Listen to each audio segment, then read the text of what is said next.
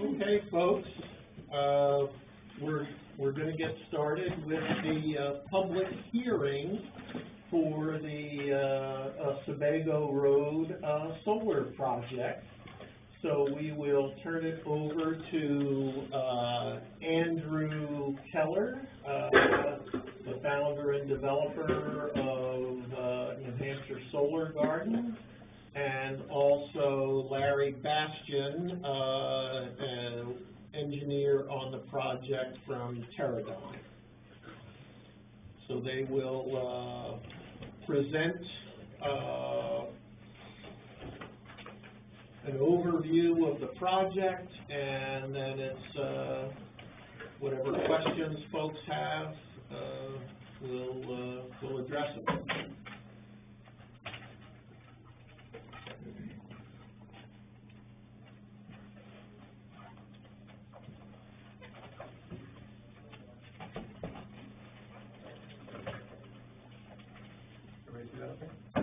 Great.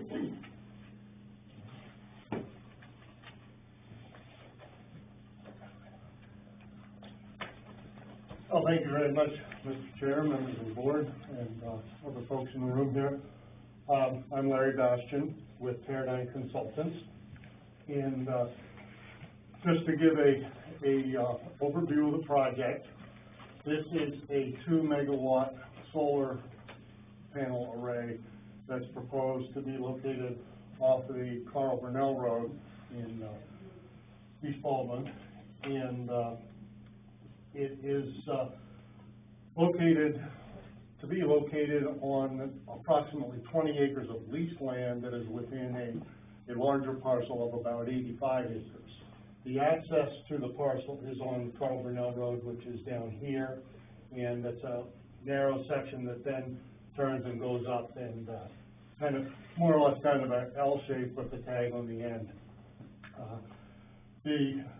The project itself includes a solar array and then of course an access road to get to it. There's about a half a mile of access road proposed, and that would connect to the Burnell Road, and then that's being built up through the property. It's proposed to be 16-foot wide gravel road with drainage systems as needed to convey get any drainage across it. There's one stream crossing, which is down about 500 feet in from Burnell Road on Gulf Brook. And then there are 2 wetland crossings as well. So the road itself, those crossings put the project into a requirement for a main DEP permit, which is a Natural Resources Protection Act permit, which is required when you affect any wetlands or if you're doing a stream crossing. And those crossings are all designed to meet the DEP requirements, and those permits for the DEP are obviously they're a condition for the town as well. So if we don't get those permits, the project is required to have those for the town as well. The other DEP permit that's required is a stormwater permit by rule, which addresses the stormwater runoff from the road, basically providing erosion control measures and distribute the runoff in natural patterns so that it runs into the woods, adjacent areas, and goes into the ground naturally. We're not concentrating runoff and directing it, where it doesn't now go. So that's pretty much the access road. It terminates in a T turnaround that would accommodate the trucks and other equipment that has to go up there. The solar array is located on the upper portion of the site, basically an area that slopes generally to the south and the west, gently sloped area. And within that area, there's not any regrading proposed. It would be clearing of trees, removing of stumps, and creating a loam surface with the pylons for the solar panels. And I'm sure you folks have seen them before. That would be stabilized with grass, and then the solar panels are in that area with a electrical station at the turnaround area that would take the power from the panels and then run that down a pole line that's gonna be located along the access road. And, the connection to the CMP grid would be out at an existing pole out at Route 11 and Burnell Road. So CMP would be constructing the pole line to get to the project entrance as well as on the access road itself. And the project is subject to close review by CMP, as you can all imagine, and Andrew could talk more about that if there are questions about it, but it's a very rigorous process that they go through looking at the impact on the grid, and as a result of that, there's some battery storage components to it that are part of it.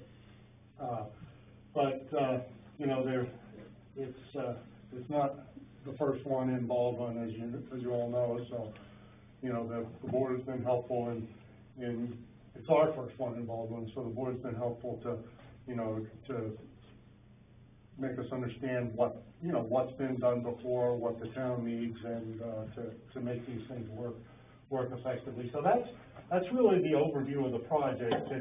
The focus is the array, an access road, and an engineering design that allows that road to be constructed without causing stormwater impacts, erosion control, and that sort of thing.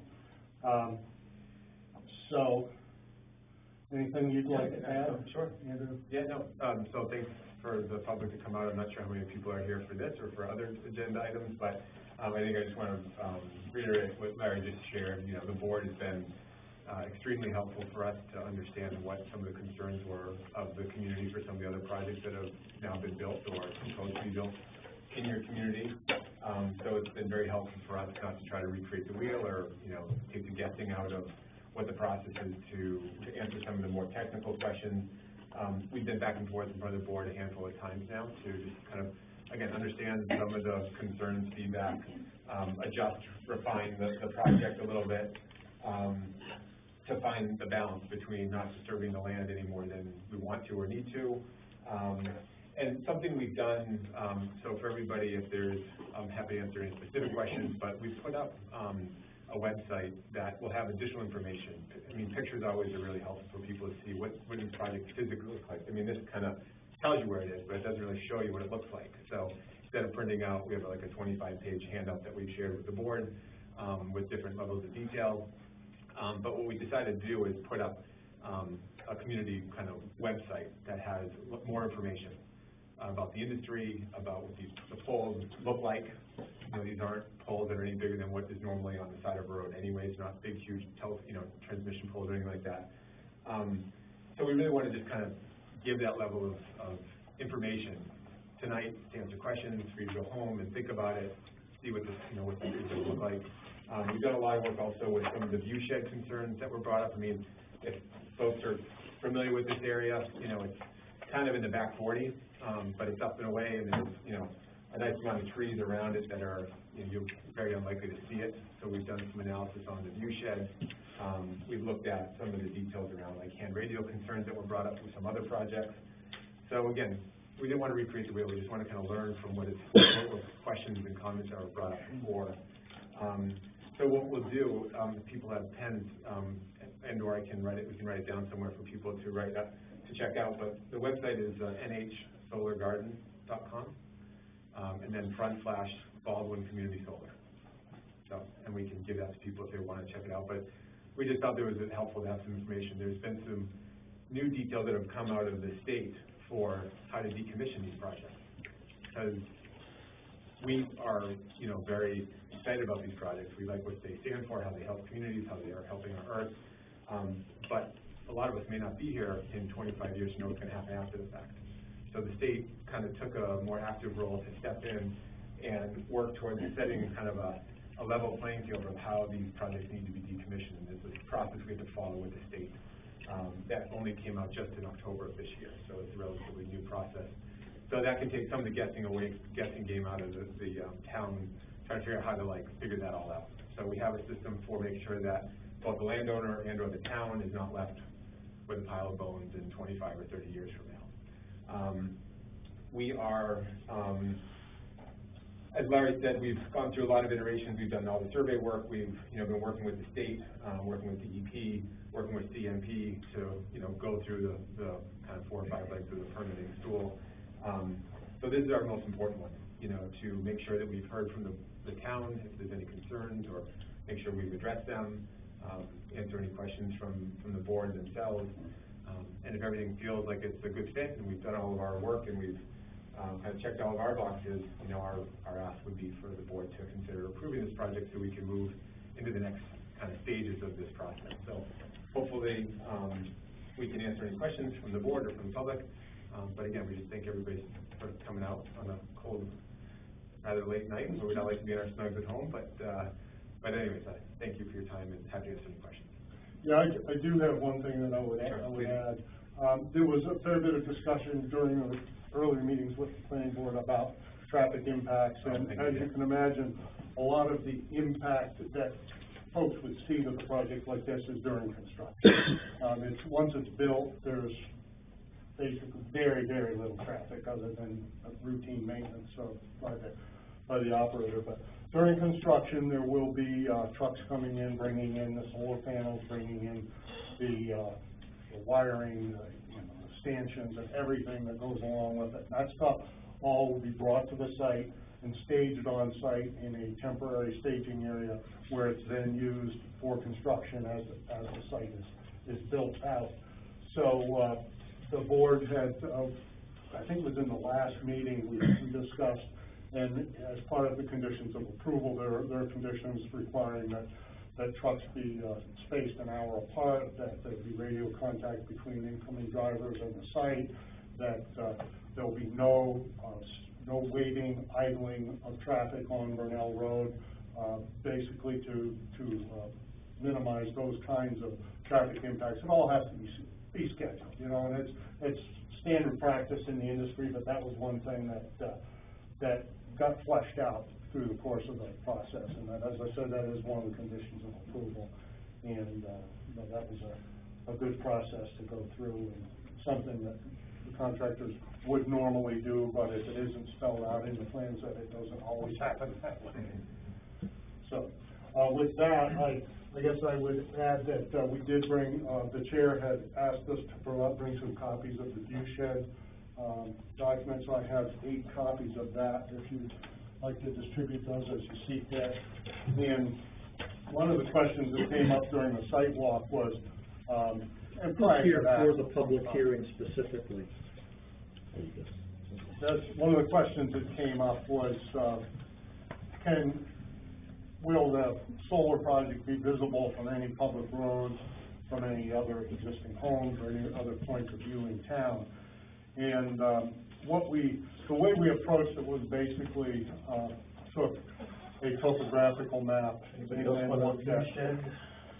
looked at the Google Earth imagery of what land is forested and what the topography is, and how far the solar array is planning to be located from these public roads. I think close to a mile from Route 107, I think, is off on the west, and Route 11 it's a little bit closer. But there's hills in between, and from any particular point of view that you might look at, and that's in that report, it's forested along those highways, and it's also forested at the site, so there's really no open sight line from any of those points that we could determine. And again, that's a high-level kind of study. It's not really, it's not the kind of extreme detail that you might get into if you were trying to build a CMP corridor or something, or a wind farm or something like that. But we're confident that it will not be visible from any of those public locations. So that's that information. And then also attached to that, there's a revised site plan that we modified the vegetation clearing areas around the array. After being on site at the site walk and doing some further reviews, we found that we could scale those areas around the solar array back. We had 100 feet on one side, which turned out to be excessive, and so those have been scaled back basically to the 10 feet outside the fence limit. So that's essentially the only change that's been made to the plan since those were submitted to the board in the past. So that's we just provided that one plan sheet that changed, and we will certainly provide a complete updated final plan set for the record, but we didn't want to confuse the issue by bringing in all the plans. So those are the only changes we have, and again, we thank you for your consideration, and for those of you that are here that are interested, we'd be happy to answer any questions. I have a question. I moved here 10 years ago. My son-in-law has lived here all his life. So I moved to be with him, okay? So, when I built my house, which is at 176 Sebago Road, which is the corner next to Sebago line, 8 acres. Then you come up to the corner of Carl Burnell, right in there. I was told, I said, well, I would like to have that acreage.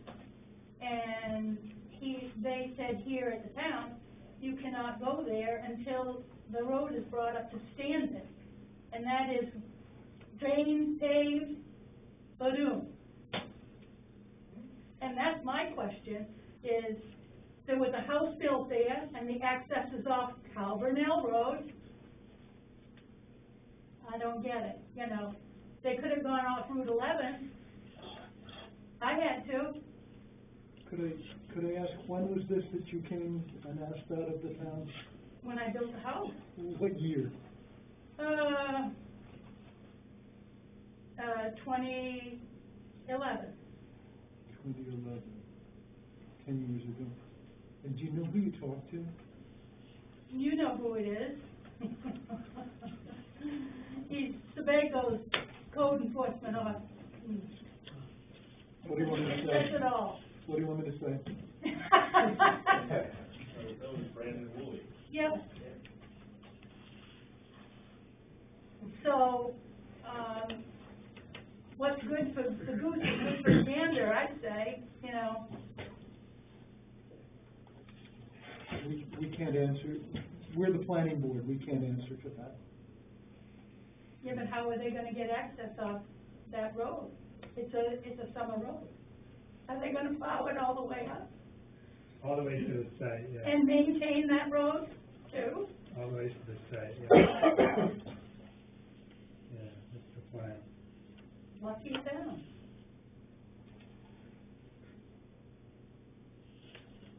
No, I'm not impressed. And then we've got Peterson Construction that went up the street, the trucks are going whoom, whoom, whoom. I've been to 3 or 4 meetings over to Sebago because I border that thing that they want to put a quarry in. They put a moratorium on that because of so many trucks going that way.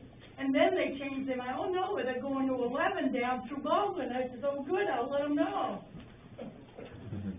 They'll love that. You know, there's a point. You know, you go there, I bought it just to be quiet and serene in the rest of my life, which probably is coming to a close real soon. But I'm just, you know, and then there'll be more, and then with them up there with their solars, everybody's up there firing their guns in the pits and everything. You're going to have problems there probably too. So I'm just letting you know. Stray bullets do happen. It's good to know. You know, it's a security issue for sure. Well, and that's the thing, you should have is cameras or something. So everything is monitored remotely, so if there was ever any damage to a panel or any equipment, we would know instantly. So we actually Yeah, don't but like you to. would know who did it. No, No. you wouldn't, and you would have to go out and replace it, and that's, you know, that is a Yeah. risk you take if it becomes an issue. I'm not saying they do it intentionally, I'm just saying yeah, if it wasn't done intentionally, then it's an accident, and we would Right. deal with it accordingly. But if people start going out there and like actively shooting at the panels and No. causing issues, that would be, Well, we'd call the that's a police. problem, yeah. But we appreciate the concerns, because it is in an area that's out in the back 40, like we said, and, you know, people are curious. You know, we've had a project on a rooftop down in Massachusetts many, many years ago, that from the time in the afternoon when the guys were done working, or they came back the next morning at 7 o'clock in the morning to work, all the copper was stripped out from on the roof. Yeah. So Yeah. it can happen. I'm not saying it's not, but we have all the, we are I'm not cautious against, about it. I'm not against this at all. I think it's a great idea, but I'm just upset that it, you know, other people get to use the road that they told me, no, it won't happen. So, you know, it's who it is, I guess.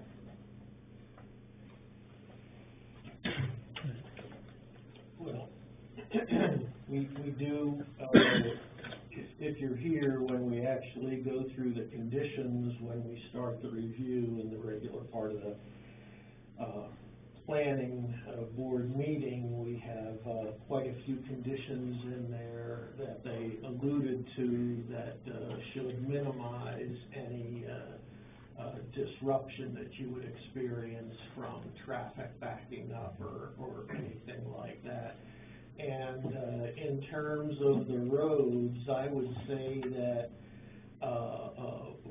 the maintenance of the roads, the winter roads, the accessibility of the roads, the grade of the roads has been probably the most focused on topic that we've been discussing with these folks, and you know, they've gotten a number of analyses and references and consultants to evaluate you know, the impact of the grade of the roads and what they're gonna have to do to make sure that they don't have any problems with them and stuff. So hopefully, you know, we've Well, where addressed Gold that. Brook runs across there, Yeah. that is a problem I know in the spring, because all the drain off and stuff, so I don't know what's you're gonna have some Yeah, that- flood over there. Yeah, that will be, it's a flowing stream, and, you know, we Yeah. obviously knew that before we went out there on the sidewalk, but. But I'm just saying, you know. Yep, and those culverts have to be sized to handle basically a 10-year flood capacity. Yeah. And then also be designed so that the road doesn't wash out with higher floods. Right. So that's all been designed and will be submitted to that's under the DEP So who's gonna requirement. plow this? Baldwin plows, they do, okay. Cause Baldwin doesn't plow, Sebago plows by me, turns around at Carl Brunel and comes back through. Baldwin goes there and turns around and comes back here, but,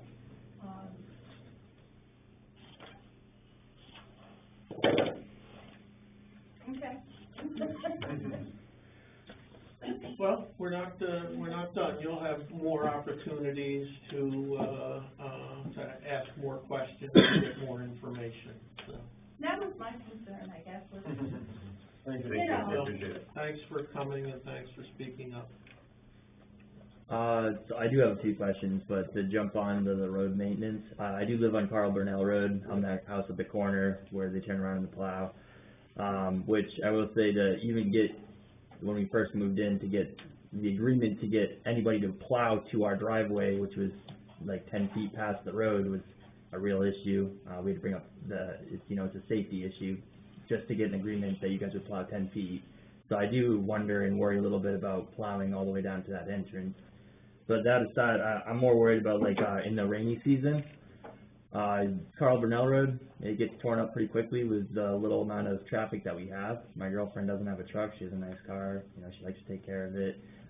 We've had plenty of issues with her, barely even getting up our driveway, not because of our driveway, but just the turning into our road to get to our driveway. So how often are they gonna be, maintaining that road to make sure that there's not huge ruts throughout the process of the construction and the trucks flowing through. Yeah, so I can speak to that. Yeah. So from a construction perspective, the construction of a project like this is not years, you know, Right. it's in months. And the heavy, as Larry shared, the staging of these projects are very strategic. You know, nobody, and I know there's a gentleman in the crowd that knows a lot about big trucks and equipment, and like, you're not bringing big trucks into an area where it's wet. You're not dealing at a time when it's the mud season. If you're doing any tree clearing, you're doing it in the winter when it's hard. Once you get into the construction and post-mud season, you're moving into a staging period where you might have a handful of tractor trailers that come up at a scheduled time, not during a rainy time, not during a muddy time. If we have a site that there's considerations or concerns around the road access, we're gonna make sure, you know, the construction plan is gonna be not to bring all the heavy stuff in when it's after a big heavy rainstorm. We're gonna look for those drier periods. So handful of trucks come up, and as Larry said, we'll be putting the panels, which are palletized, here, and then from here you have a typical skid steer or, you know, turf-friendly type of equipment that's gonna bring the panels out into the field. Even before that, the racking comes in, which is, you know, to attach to the panels too. That comes up, and then that gets put out into the field, and then that goes away. So everything's being staged in a very short window of time. You don't want it to be like an ongoing construction schedule, you know, because you need everything there. I mean, this stuff goes up quickly. The time it takes for all the racking to go on the ground might be a week or two. Okay. And then everything else is manpower physically putting the racking together on those, the sections that come out of the ground. And then it's manpower that is actually putting the panels up on the racking. So there's not a lot of heavy equipment. So that's the construction portion of, I think, your question. Once the project is built and turned on and producing power, the only type of vehicle that's going to be coming out of Carl Burnell and to our site is going to be a pickup truck with a trailer to cut the grass down twice a year, maybe three. So again, same thing, just, you know, hiring a local, you know, landscaper to come up and do that a couple times a year.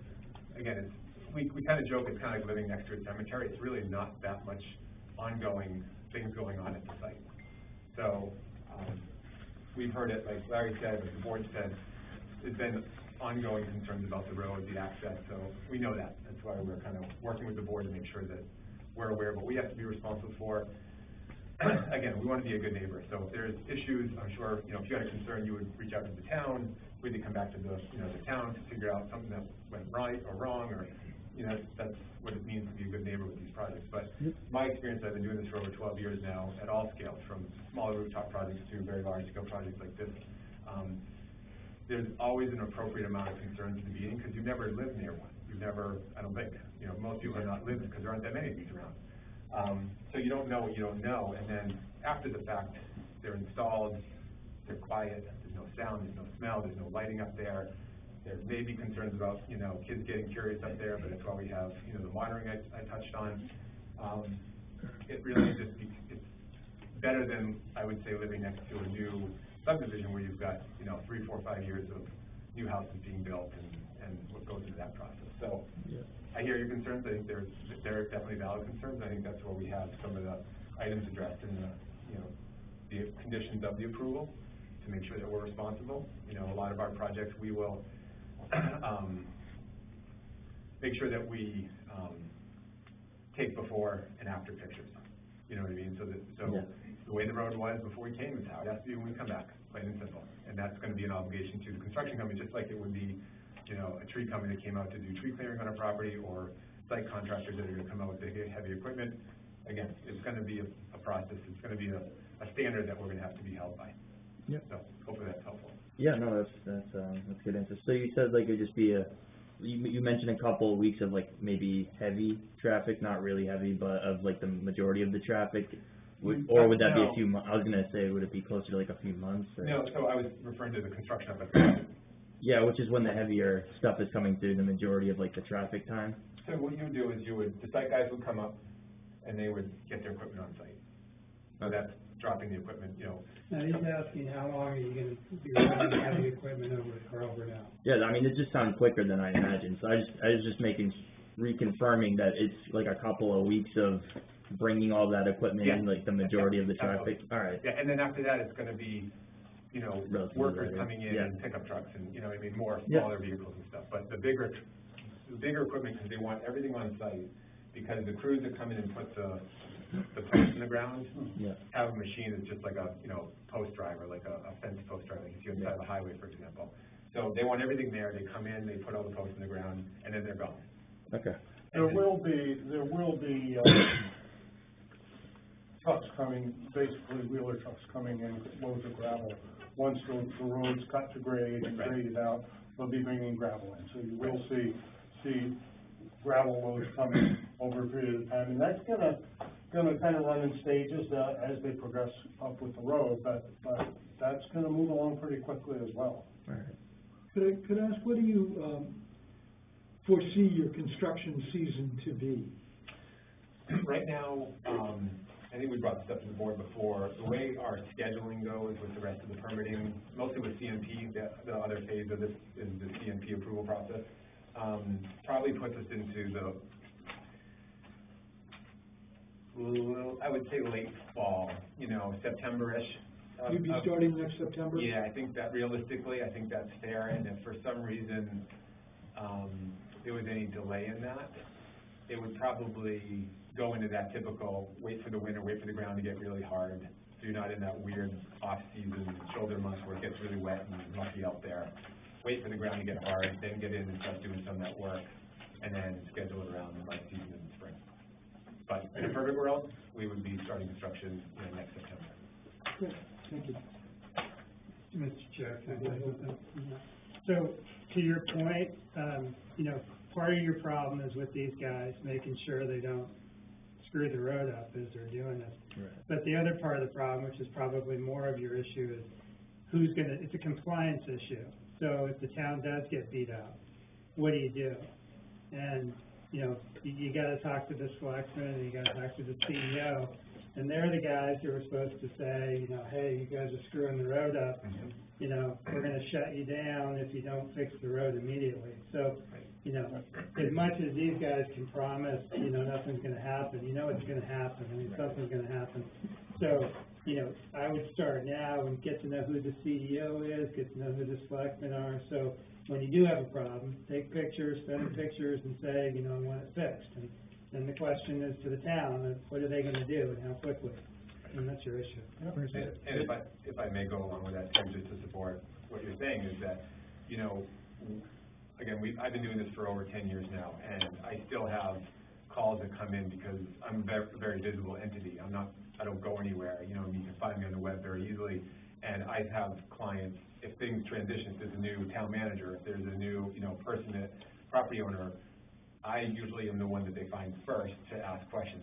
And it can be complaints too, you know, I mean, if there's a concern and you were in the crowd tonight and you're like, well, I heard this, but this happened, you can Google me in 30 seconds and my cell phone's on my website, you can call me, you know. And I don't disregard what you're saying, it's absolutely the town will be kind of the policing agency. Because you're gonna crush a culvert, I mean, you know, something's gonna happen. It's It's just the way construction, it yeah, is. you got it. So You got it. he just has to know how to address it. You got it.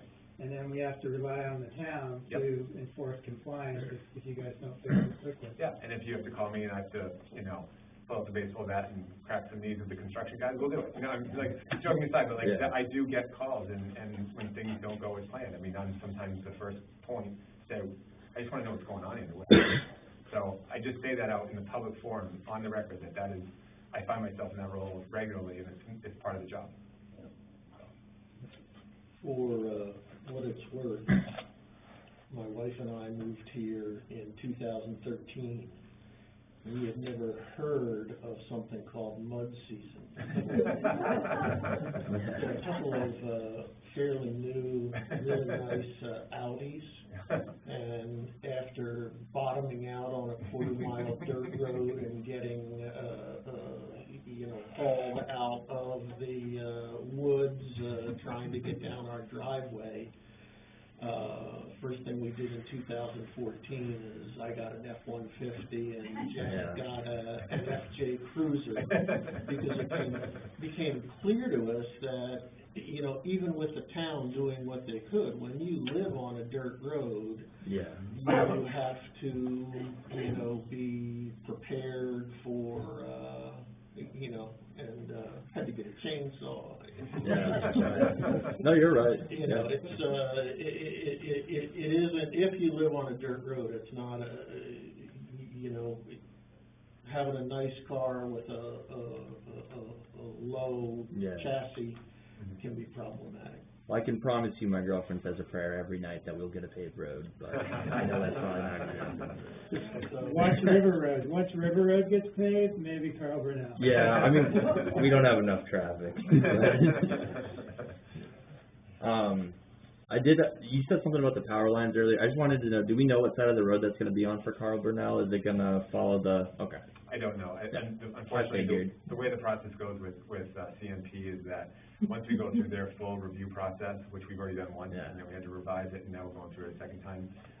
Once that's fully approved and signed off, then their construction and engineering folks will get involved to then figure that out. If there's poles on the side of the road already now where they are, my sense is they're gonna probably follow the same path.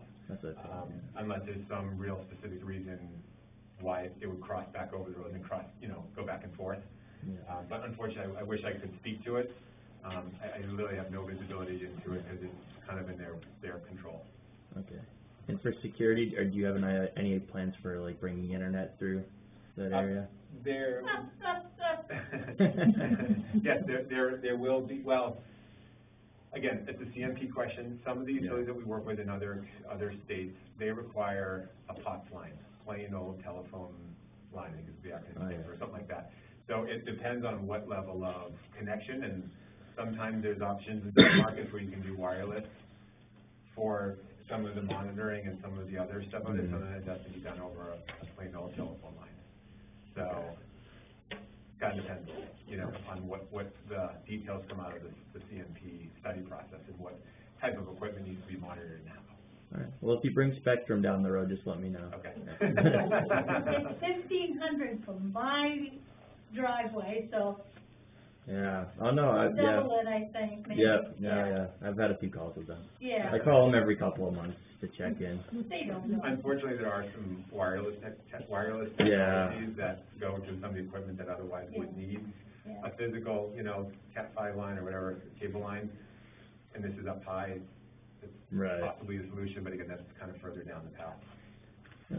All right, Okay. so, Thank you. you're welcome. Folks, any other questions for the public hearing? Just one, who does grade the road? Does Baldwin grade that road once a year in the spring, like, first of the summer? Done about twice a year.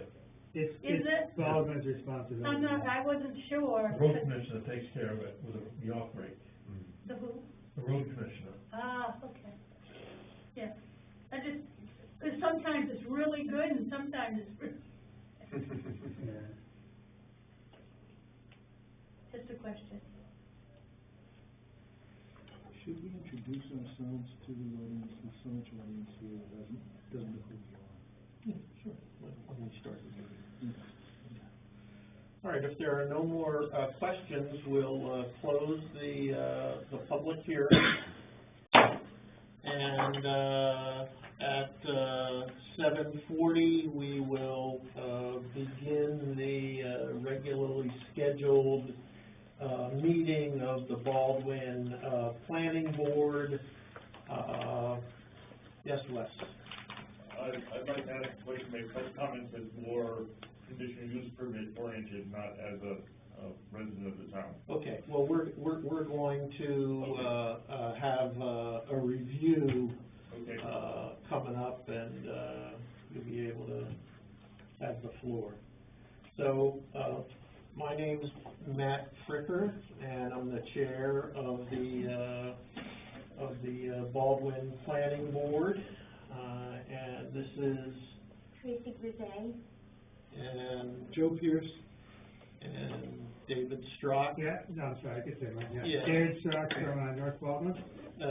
David was the chair for quite a while before me, and Joe is the vice chair, and these two are really the brain trust of the of the planning board with, I guess their years of experience on the planning board, between them are probably greater than my age, wouldn't it? And the other great thing is that David and Tracy are both lawyers, so we have some great resources here on the planning board. Okay, folks. As we begin this, our first topic of business after we do our minutes is going to be the Sebago Road Solar project. But first thing is we have minutes submitted by David for 11/11/21. Do I hear a motion to? I move we approve the minutes as distributed. Seconded, all in favor? Okay. And then, there are some other minutes, administrative issues I want to go over, but I'm going to save those until the end or another night. But thank you for doing those, David. And now we will start the review of the Sebago Road solar. And I guess Wes, we'll start with you. You said you had some CUP topics to go over. I know in the past there was a conversation about that land was on the market to be sold. Is it still on the market? Yes. Okay. And there was a very brief conversation about right-of-way. Now, you've got a nice right-of-way up to here, but to get access to this part of the land, you have to go through here. Are you aware of how much dimension is between the solar fence and the property line? For right-of-way, you need 50 feet. Right, I remember we talked about that before. Okay. So that's I'm pretty sure that we had addressed that. Obviously, in the next 15, 20 years, with a nice new access road, that's prime land to buy. Yep. Okay. So, but double checking for you. I remember we talked about that before. So Okay, as long as on paper. Yep, you got it.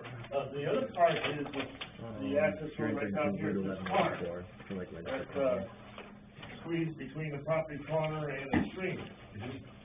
Have you had any dialogue with the landowner here? We tried to contact the landowner, with no success. Okay. What I'd like to see is, I'm sure this road is very accurately surveyed. Yes. And there's markers at each corner, usually surveyors using an iron rod with a brass cap at the top. I'd like to see a 4x4 concrete monument close right at that corner, so in 15, 20 years, there's absolutely no doubt where that corner is. This corner? Yeah, that corner, yeah. Okay. Perfect. Thank you. Gave your request. Okay.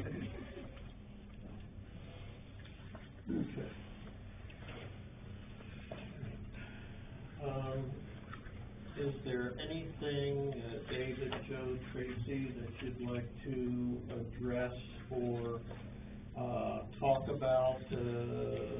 I guess one of the most important things we'll do is go through the draft set of CUP and standard conditions that we have prepared for Sebago. But before we do that, is there anything that you want to discuss? We've been over this a number of times, and we've been over it in pretty fine detail, including a site walk and, 3 meetings so far on it. Yep. I'm ready to move forward. Okay. So I'll just say I'm a little underwhelmed by the site line information. I mean, it kind of looks like we just took pictures off of Google Maps and from the road. I'm not. You mean the view shed? Is that, sure, Yeah. the view shed, yeah. I mean, it looks like, well, I went on Google Maps and put myself in the same position on Route 11 and looked at, you know, and it was pretty much the same shot. So it looks like you just went on Google Maps and did it. I'm a little underwhelmed, particularly with sheet 3 of 5, where, you know, I don't know what I'm looking at. I mean, I'm obviously looking at trees, but behind the trees, there's a you know, I don't want to say a mountain, because it's not a mountain, but an elevated area, and I don't know where the solar farm, or solar array is in that kind of whole mass of trees. So, you know, just one of the things that has come back to us pretty aggressively about the Maeda project was the ability to see it so clearly from 113.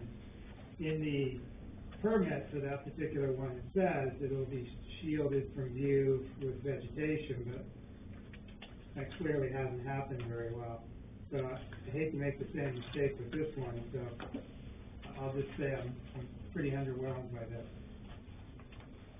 Am I speaking that way, as far as like the elevation Yeah. analysis that we did? I mean, because I agree, I mean, the pictures were cooler, there were pictures from this, but I think just. Yeah, it more was an initial, it was an assessment level study. We did not go into it, you know, trying to look at elevations at those points and connect them to elevations on the site and that sort of thing. That obviously could be done. It's a higher level of study. I think this is important too, to also address that we took into consideration from the last time, is that we recognize that we can't control what's happening on somebody else's land. So the conversation of, well, you've got all this space on this property owner's land to shield us coming up to the array as far as like trees that are there. But if this person wants to come in and cut all their trees down in 10 years from now, technically they have the right to do that, so it's not a fair conversation. By pulling back some of this cutting of the trees on our property where we do have control was another way to address the concerns of view shed. Again, what is this, roughly about 50 feet or so, 50 feet of area to the property line that is going to stay as is. So if those trees are 15 to 25 feet tall, and you're at a lower elevation, and we have that nice 50-foot buffer of trees here and even more this over here, and obviously a lot more there, but I would only consider that does address, it was a way for us to address it on our property. Right. I appreciate that analysis isn't like super, well, no, somebody made the statement, one of you made the statement that you won't be able to see this from any other road. Yeah, and that's based on this level of assessment that we've done. So if we can see it, does that mean you shut down and stop and come back to us? Like because that's an issue for us, and if you're gonna make that assertion, I wanna make sure you're. Can you educate me on the other project you were concerned about, where that wasn't dealt with, like, was the site, like, is this the road and the array's right here, or was it 1,000 feet back? That's what it is, yeah. And I just wanna make sure we're comparing. No, we're not comparing apples to apples, Right. but we're comparing apples to apples and concerns that the town has told us that, or people have told me, maybe it's not the town speaking, right? People have told me they're pissed off that the other project is so visible from the road. Right. When we permitted it, one of the conditions was it wouldn't be obvious from the road. Sure. I don't know if that's a compliance issue or it's a misunderstanding, but it's clearly the case. So it's a concern that I'm highlighting, that you're making an assertion that you can't be seen from the road. So, Well, let's talk about what areas, from your perspective, because you know the area better than even I, what areas, as you see this, do you have a concern, knowing what you've seen in the other ones? I don't have a specific concern. Okay. I'm just telling Generically you speaking. that I want to hold you, if you're going to say you can't see it from the road, I want to hold you to that, and there's ramifications if you can, because you're making a factual assertion to us, and if you haven't done sufficient study to say it, then You should be careful. I'm sorry, Joe, you have something to say. No, good point, and we're making that statement based on the amount of study that we've done, and I've said that that wasn't a high-level study, so, you know, maybe it bears a little more. So I just wondered if that 50 feet is part of your leasehold. I mean, can you make the assertion that from Yes. your solar array to the southerly property line is part of your leasehold and you won't cut those trees? We could do that. I'm good with that as a screening. It creates a natural screening. 50 feet of trees is, 4 or 5 trees deep. Right. I wouldn't want to be held to, from doing this before where it's a wooded lot, and from our perspective, all of us in a room looking at a piece of paper, even people with the best of intentions of knowing the area really well, like, we're not gonna see that thing. And then on you know, when the trees get cut and it's January and there's not any vegetation really in shape, could you, to your point, legally, could you say, can I see it? And you could say, yes, I can see something through that wood, and if we're held accountable to that, yeah, I would be concerned to assert that and to say to you that, you know, that's how it's gonna be. I think that what I'm trying to make clear here is that this area here is probably the closest area where there's the least amount of trees that could be impacted, where you could see something possibly at a given point somewhere around this property. I mean, again, I know that over here is high. I mean, I've driven my truck up to the top of this property personally, so could, in the winter months, if somebody bought that property and built a house in 10 years, look down. No, I'm not talking about that, I'm talking about from the roads that exist now. Which is, again, down here or down over here, right? So. Or you go into Sebago, I mean, you have, what is it, 114? You have 114. I don't know, looking up on the mountain if you can see it that, I don't think you can. No. There's a mountain between it. Yeah, I think there is. Too, right. I'm just saying, words are important. I hear you, and that's why I think that, you know, why we did this. You know, you've got, you know, 50 or so feet here and 50 or so feet of here, which is the closest to any other, you know, area. So I think that I would ask that to be a fair statement for us to make, is that we expand to ensure that the ultimate post-construction alpha survey will detail that this area around this perimeter is part of the leased premises. So we can maintain that view shed. Because I guess my last point I'll say is that, and I've had this conversation with the butters before, where, again, the best of intentions of both parties were to say, we personally don't, neighbor A doesn't want to see the panels, they don't like the look of panels, so they don't want to see it from their property. And everybody comes together and says, okay, we need to put a little hedge of trees right here, because that's when we know we're going to see the panels from my house. I'm using a big example. And the project gets built, and the trees were placed here, because that's what it said in the final plan, we had to put them there. And then the landowner looks up and says, well, shoot, we should have put them over here, because that would have taken that like view shed down a little bit. So that's an example. That's why I'm suggesting that this perimeter be part of the maintained lease footprint, so we can say that, you know, 50 feet or 40 to 60 feet worth of 15 to 25 foot trees, however many deep, is much better than us putting up a little hedge of, you know, white pine that may or may not do anything for the view shed concerns. So I hear your concerns, and I don't want to dismiss them. I just think that this might be a fair solution. Kathy? I like your idea of mixed vegetation aspect, because trees grow up and the underneath gets bare. Right. And the other is they cast shadow. They sure do. Do they affect your solar array in growing as tall as they will? Or is this a ongoing maintenance thing to sort of, you know, put in some different types of trees, shrubbery, whatever, to fill in the gap? Again, that's why I would say that I would prefer to kind of maintain what's there, to your point, because you have the low growth that's naturally there. Right. You have some of the taller stuff. Yeah. We really, from a solar perspective, we care more about the big, huge bull pines that don't Right. drop their leaves like My a deciduous. concern is the animals. Right. You know, so that they've got coverage, they've got food, the birds can still exist, You got but it. when you strip it out to something that looks wonderful or sounds wonderful, Right. you eliminate an awful lot that wasn't considered. A little hedge line with some silly 6-foot white pines don't really do a lot, yeah, I And it agree. can maintain itself to a degree. You got it. Okay. Mr. Chair, can I move to pass over this item and move on to the other items and bring this application back up in another hearing? Oh, well, yes, because I was just gonna go over the timing and what we're gonna do. So here's what I suggest, is that, we will be spending more time on wordsmithing this border view vegetation issue into the right language as part of the CUP conditions. I'd like now, if the, board thinks it's a good use of our time, I wanna walk through the, CUP conditions that we have in the draft, to get familiar with them and see which ones we need to do more work on, so we can finalize things at our next meeting.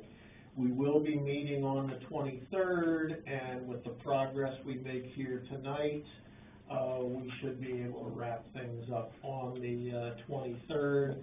I want to wrap up this walkthrough of the CUP conditions by 8:15 and leave 15 minutes each for Firefly Ridge, Nature's Wilderness, and the Mary Irwin subdivision issue. And anything that we don't finish on those will again get moved to, to the 23rd too. Just trying to make a bit of progress on all the topics before us. Good. Okay. I would, if I could throw in, if we had to meet on a Thursday, next Thursday, we might want to consider that to get this, it seems like a lot of backlog, and we should get rid of it. Okay, well, let's see where we are at the end of the night. Okay. Good, good. I sent out to everybody a draft of the CUP conditions and standard conditions. And we have used these in one form or another for all of the other solar projects that we have approved. Condition 1 is applies to the leasehold interest obtained by the applicant. Do we have the right name there? Sebago Road Solar LLC. Correct. Okay, and I did check, it's map 3, lots 4 and 6, which shall not be less than the project area identified by the applicant's submissions. You have one of these to follow along with, David? I'm looking for the copies there. Go ahead. Okay. So, number 2 is something that we can work on together between now and the next meeting. This is a draft of all of the documents that have been submitted so far, and even between the time I sent this out in the last day or so, we have a new or updated PowerPoint presentation, so we'll have to make that version 3. We have a new site map, 2079 SC20. So together we need to make sure that all of the documents that make up the CUP are listed in this inventory in number 2. And I explained that to Adrian, and Yes. She understands that. Yep. Okay. 3, any material deviation from the information submitted must be approved by the planning board, including but not limited to the construction plan submitted by the applicant.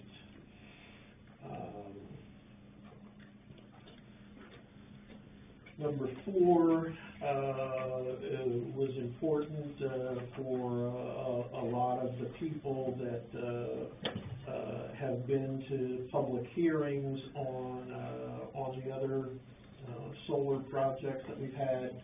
The applicant shall conduct quarterly inspections of the solar panel array consistent with the applicant's submission, and A, replace any broken or damaged panels in a timely manner. B, provide notice to the town of the number of broken or damaged panels, and C, provide confirmation to the town that the issue has been resolved.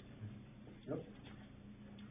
The applicant, number 5, the applicant shall continue to have remote monitoring consistent with the applicant's submission throughout the life of the project. And this, number 6 is a really interesting one, because the last project that we had, did not have any batteries in it. But, what happened with this project is fascinating, because they got such a huge quote from CMP for, you know, the substation for the connectivity and everything. What they're doing is actually putting in these battery systems to hold the power so they can kind of parse the electricity into the grid. And, you know, the final battery system is being reviewed and finalized by CMP and NHSG engineers. These are 10 by 20 system footprint battery applications. The applicant will provide relevant information about any batteries on site to the Baldwin Fire Chief. And I've been keeping Bruce and Owen apprised of all the information we have on these batteries. There are fire people. The DC coupled battery systems are self-contained units that meet UL 9540 specs, otherwise known as the standard of safety of energy storage systems and equipment, and the units are equipped with dry pipe systems that allow for fire personnel to attach a fire truck to the water pipe from a safe distance away to put out a fire if one ever occurred. And there's more information in the PowerPoint deck that's part of this package about those batteries. What's that mean, UL 9540? Underwriter Laboratories. That's the kind of the technical lab that oversees these different requirements. So like the inverters have specific UL requirements that they have to pass, both to meet like the utility safety requirements or other technical requirements. So that's just the naming. Are they in like buildings? They're on like skid. Are they enclosed with? I mean, like. Yeah, there's some pictures I think I put in the plan for you, for the package for you guys to look at what they look like. But is it like, it's in a housing? It comes on a skid and it has like a metal kind of frame around it, yeah. Is that gonna stop bullets? Depends how close you get to it. I guess I'd like to see some sort of secondary containment to be a little bit more protective since we're in the middle of nowhere. Could you look at the pictures I sent you? I might be able to get a better understanding of what the containment is like of it. I mean, what are you trying to protect it from? I guess maybe I can better understand. Literally, you're worried about like people shooting at it. So it's like a whole. It's like a container. Is that bulletproof? I mean, what happens if somebody shoots one? Is it gonna leak out some sort of fluid? If any of the equipment, if there's anything that starts working, once it's up and running and it's operating 100%, if anything changes in the way that the system is operating, from the panels to the inverter to the battery itself to the transformer, there'll be an alert. We will get an alert that the system is not working properly. It goes right to your phone, goes right to kind of a central monitoring system. So it doesn't answer the question. The question is, what happens if somebody shoots it? It's damaged and we'll get an alert that something's gone wrong. We'll have to send somebody out right away to fix it. Everything I is. think I'd want some sort of secondary containment, like some sort of building, some sort of concrete barrier. Concrete swimming pool around it. Well, I mean, it's not that expensive if it has some concrete walls. Yeah. It's gonna be out in the middle of the woods. People hunt out there. I mean, that's prime hunt. Prime hunting. Anybody? Yeah. Yeah. No, not Sanborn hunts out there. He's not a very good shot. I mean, it's an additional cost that we've never been asked to use because it's never been brought up as a concern, but I appreciate where you're coming from. But the batteries are pretty unusual, aren't they? I mean, that's not a standard part of your, That wasn't part of it originally, right? No, but it's becoming standard in almost all, solar projects nowadays. Well, I just highlighted don't wanna the have to add concern.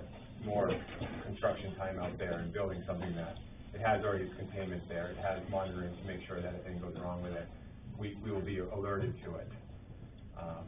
If it became an ongoing issue, we'd have to address it differently, but I'd rather not have to build another building to store something that comes in a metal containment system with monitoring details so we can understand if something goes wrong or something is damaged.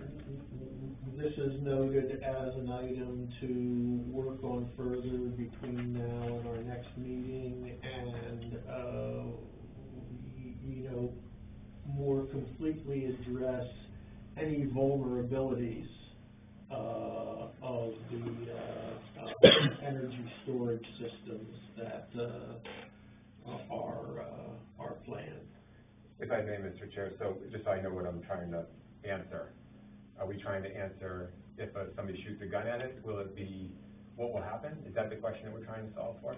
I mean, if we put a building around, somebody shoots the building and it goes through the building and hits the battery, we might have the same issue. I guess I'm trying to understand what your concern is, what I'm trying to solve. What happens to the stuff that comes out if the batteries break? So you want to know if there's a in some containment for any of fashion? it, okay, that I can answer, but I didn't know if I was trying to solve specifically to your question, like if somebody shoots it, are we trying to solve for gunfire, are we trying to solve for if something breaks and something comes out, is there containment? Is that the question? I would certainly, address general risks and vulnerabilities of this particular energy storage system to include being, hit by, not shotgun pellets, but like a 243, 30-30, a deer rifle round or something like that. Right. I'm just trying to look at the plan of, Does that get at what you're? Yeah. I mean, so we have to come onto the property, which they'd be technically, I guess I'm trying, we can definitely find out about containment, I think I get that for sure. So you're putting a battery in the middle of a hunting area. So it raises the obvious concern of what would happen if somebody hit it. Mm-hmm. And my only concern is the town of Baldwin, and to make sure that we are protected from having, some sort of toxic waste go into the ground and, kill this guy as well, cause he's running down towards his house. Mm-hmm. That's my concern. And. So how will we find out how much material is inside the system that could leak? You're talking about more liquid related items, not like if it's solid, piece of equipment. I'm assuming you're buying this from somebody, and they have some specialty in there. Absolutely. And I assume you can ask them and say, hey, the town's worried about, gunshot bullets hitting this. What do you advise? What are the concerns? How do you alleviate that damage? You put in a concrete barrier, is the existing structure sufficient to take that? And how much liquid is in it, because you were concerned about the well, like is there 3 gallons of something that won't go more than 5 feet away, or is there 300 gallons that could go 100 feet away? Right. So those, I just want to make sure I'm clear about what questions I'm trying to solve for your concern. So it's gunshots and it's liquid containment is what I'm hearing, is that fair? Those are the big items? Those are the obvious ones. Okay. Is there any other concerns you want me to? On batteries? No, just about containment or like. No, not containment, no. Okay, so gunshots and liquid containment, okay. It's not necessarily liquid. I mean, it might be dry powder. Whatever the. Contamination. Contamination. Yeah. Dry contamination is gonna stay solid in one place, not gonna move. So there's gotta be an answer for what happens if there's some type of material that falls on the ground, but is solid. It doesn't leave that area. If it's liquid, it can move. So I think those are the two distinctions to make sure we're. Yeah, I mean, if I were you, I'd bring in somebody who knows something about this so they can placate our concerns, because if you can't address our concerns, we're gonna put a condition in to address our concerns, which would be some sort of, structure around it to protect it. Because that's the simple answer. Fair enough, just like with the concerns that were about the access. We went to an expert who does this every day, and we'll get them to provide that level of detail you're looking for. Sure. I honestly, I'm not, I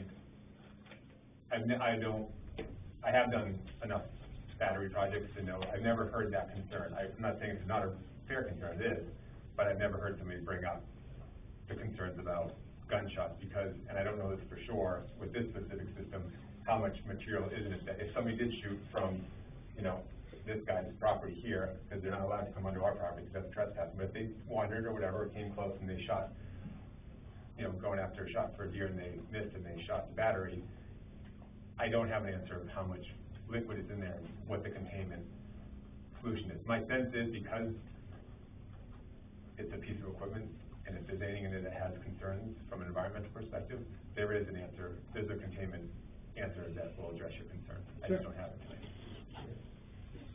Well, good discussion, and just so I understand, none of the other projects that we have approved have had, batteries that are basically the size of a shed, you know, a real energy storage system. There have been some small, batteries, but nothing like this, so it'll be, great to, work through this, together. I'm sure it's similar, Thank you. I think it's probably similar to like a generator too, like you have a regular generator with the whole bottom is a diesel bladder. There's an answer, the way they designed it is to make sure that if that was out in the middle of nowhere and somebody, same thing, somebody shot it, drove into it and it punctured it, there's secondary containment, so, and that's petroleum that can, Good questions. so I'm pretty confident that there'll be an answer to that, now that I know. So, number 7, is lighting. While there's no lighting plan, for the project, any lighting has to be pointed downward and inward and total wattage not more than 3,000 watt equivalent, et cetera.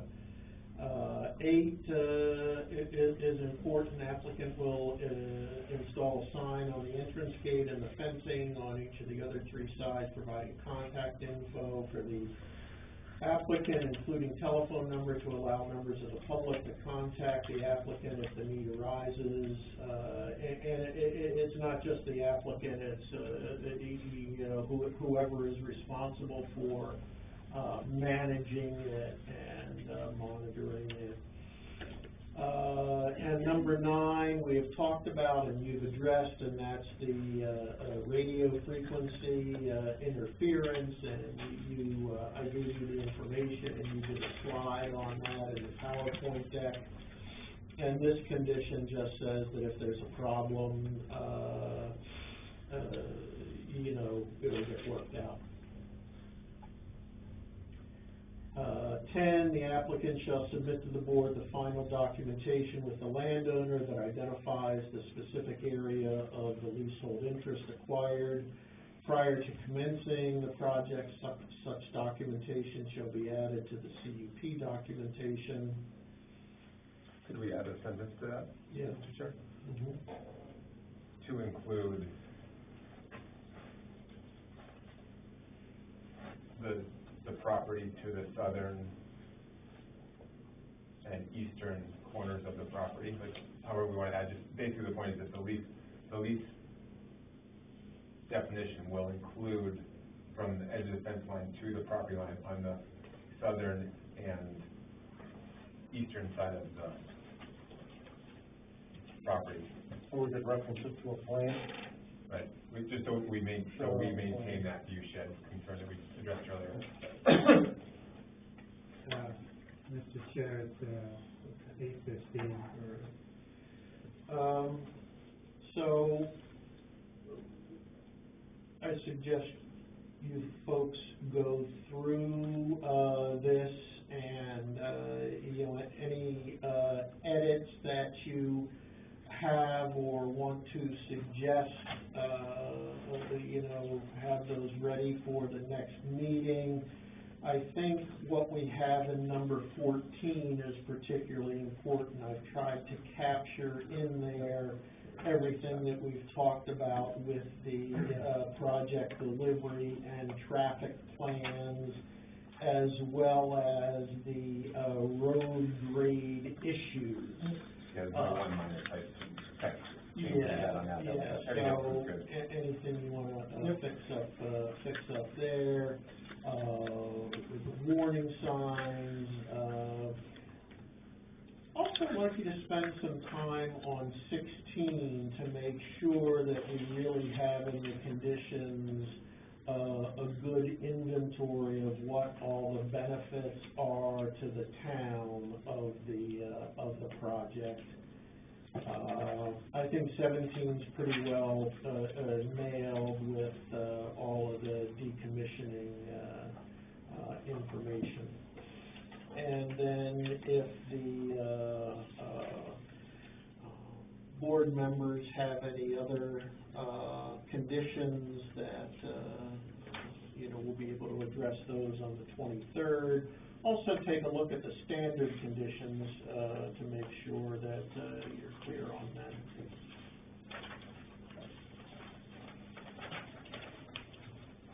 Mr. Chair, I really think that we need a considerable block of time, and we're kind of rushing through things tonight. We're cutting people short. I'd like to meet next Thursday night and get this, get through this project. You can't, notice it quick enough. Okay. You have to have a 10-day notice, right? No, it's not a public hearing. Yeah, it'd be a public meeting.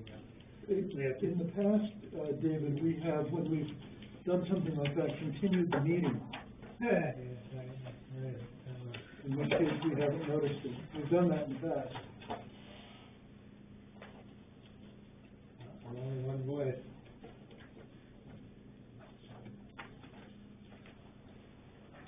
Okay, whatever you want to do, Mr. Chairman.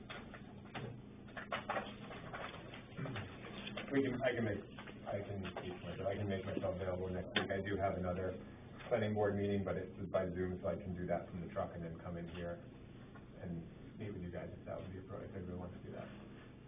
I can do either the 16th or the 23rd, so just, once you decide. Well, I would say we work on it on the 23rd. I agree with David's point that, right now, the town is expecting us to have planning board meetings on the second and fourth Thursday. That's what's announced in the shopper's guide. If we're going to change that, we have to, get it in the shopper's guide, and at this point, it wouldn't be able to be in there until the 15th. And the meeting's the next day, so, we could get, some flack for that. So, we'll definitely meet on the 23rd and make as much progress as we can, and, if we have to continue it on, January 13th, so be it. We can do that, because we have the 13th and the 17th of January. Maybe in January we can schedule a couple extra meetings. Yeah, and we'll get it done. Okay. Andrew and Larry, thank you, for the, presentation and the information, and, we're close. You're welcome. We're just going to, keep working on these conditions, and, I think David's, point about the batteries, if you guys would like to bring, any kind of, expert, from this, We can work on that. energy,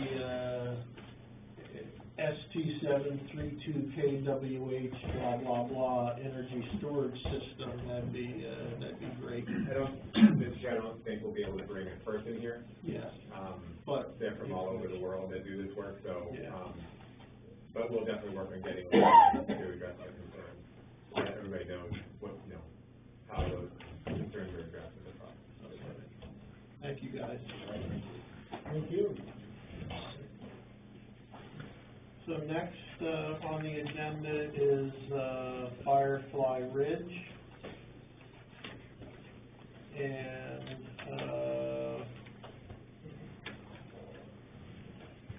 I think, where we were at, earlier was, that, there were issues that,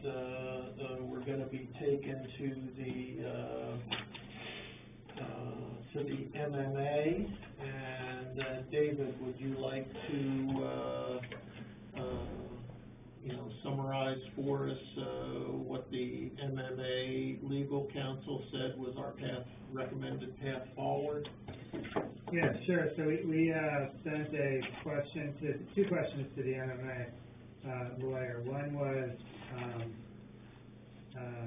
we described the fact that Firefly Ridge subdivision existed, and then the owner of, so it had a remaining lot, which was about 60-ish acres, and the owner of that, called Lot 7, the owner of Lot 7 sold off 2 additional parcels of property that were not recognized by the subdivision, but were still part of the property that the subdivision was approved for.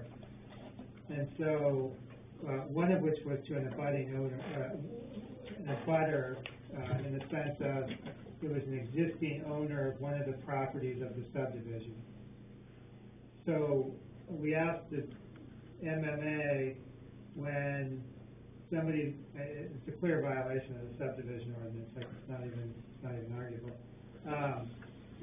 The question was to the MMA was if somebody does that, they violate the subdivision ordinance, should we have them come before us and try to fix it, so like do a modification of the subdivision plan, or should we just refuse to hear it and just find them in violation of the subdivision ordinance? And the one added fact was that at some juncture the CEO told either the landowner of 7 or the new purchaser, I think there was a building permit issued for one of the properties, and the CEO said that he thought it was okay that they did this. So putting that before the MMA said,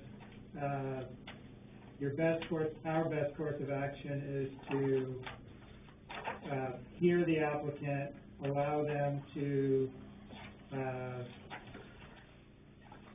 apply for an amendment of the existing subdivision ordinance, because if we just say no, the town could get sued and it would be in trouble because the CEO said it was okay. So there's something called detrimental reliance, where you rely on the advice of the town, and so we could be on the hook for whatever damages. So they said, hear it, but treat it like an amendment of the subdivision and apply all the rules. In this case, it would be for a major subdivision for those additional parcels. The second question was, I thought that if you have a subdivision and you have a deed, that the deeds have to reference the subdivision. So if you sell a parcel of property, everybody knows it's part of a subdivision because it's on the deed. The lawyer said that she'd never heard that before, so I guess that's not a thing. But it seems to me it should be a thing, but I guess it's not a thing. So that's what the MMA said. Okay, and Dick, I copied you on this stuff Yeah, so that I you'd read be it. able to see, and, the key phrase is that, the planning board worked with the landowners to try to resolve the issue and make the properties compliant under the subdivision ordinance. So where that leaves us now is that, we need to work together to go through Article 7 of the subdivision ordinance, which is the preliminary plan for a major subdivision. Because when you revise a subdivision, if it's a major subdivision, what the ordinance directs us to do is to go back and start over for the subdivision. Go on the list. For this. So, we do have limited time tonight, but let's walk through the major portions of this Article 7 preliminary plan for a major subdivision, so we know what it is that we have to get done. Yeah, Matt, what do we have in front of us right now? Do we have I just don't remember, do we have a permit application? Do we have did you submit anything yet? Wes had me filled out a little something to come to the planning board, I'm not sure what that was. What is it you're asking? I had to fill out an application when I first met you about a month ago. I got it right here. Yeah, Yeah. that's, I don't know what that is. So this is a CUP application, $850. I think it's a lot more in the subdivision ordinance. Yeah. 15,000. I think it's 15,000. No, the 15,000 For a major is, subdivision? no, that is for the special account designated if we wanna hire an independent consultant. Okay.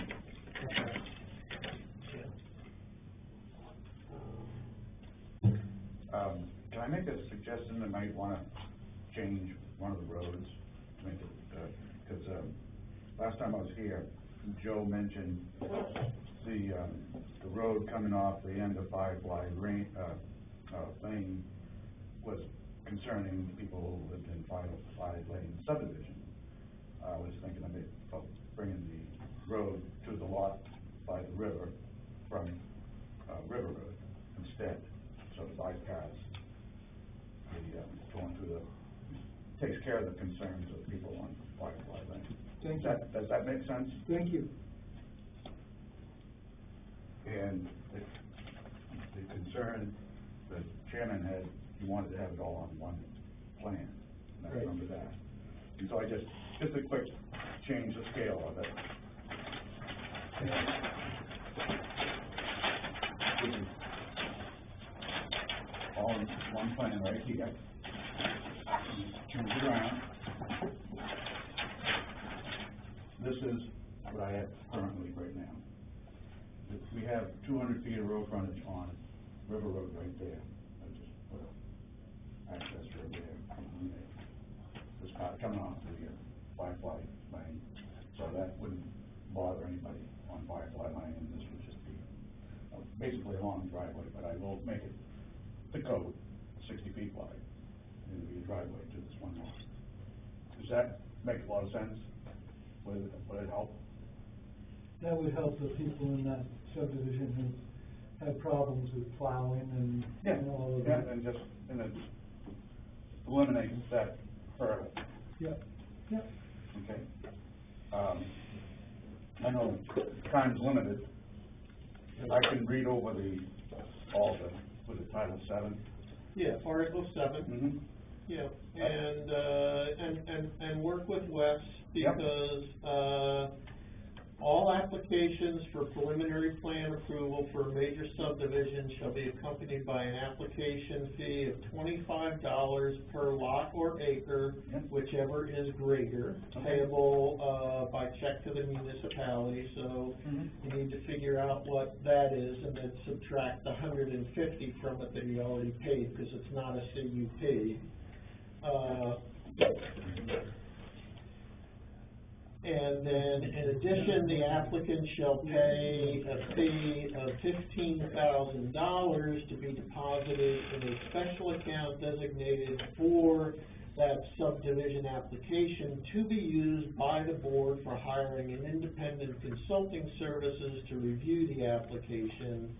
And that's only if we intend to hire an independent consulting services to review the application. I think it's 15,000, I don't think it's $25 to $50 worth. Thank you. No, Your first sentence. it's application fee of $25 per lot or acre, whichever is greater, payable by check to the municipality. In addition, the applicant shall pay a fee of $50 per lot or acre, whichever is greater, is crossed out, and that's $15,000. But that is the special account for hiring independent consulting services. Okay. Right? So it's $25 times however many acres this whole thing is. Right. Yeah. another lot? Or is that- Another lot, that's Another lot, yeah. all of it. Even the existing lots, Yeah, or, thanks, don't you guys think? Yeah. Guys, not me, okay. Sorry.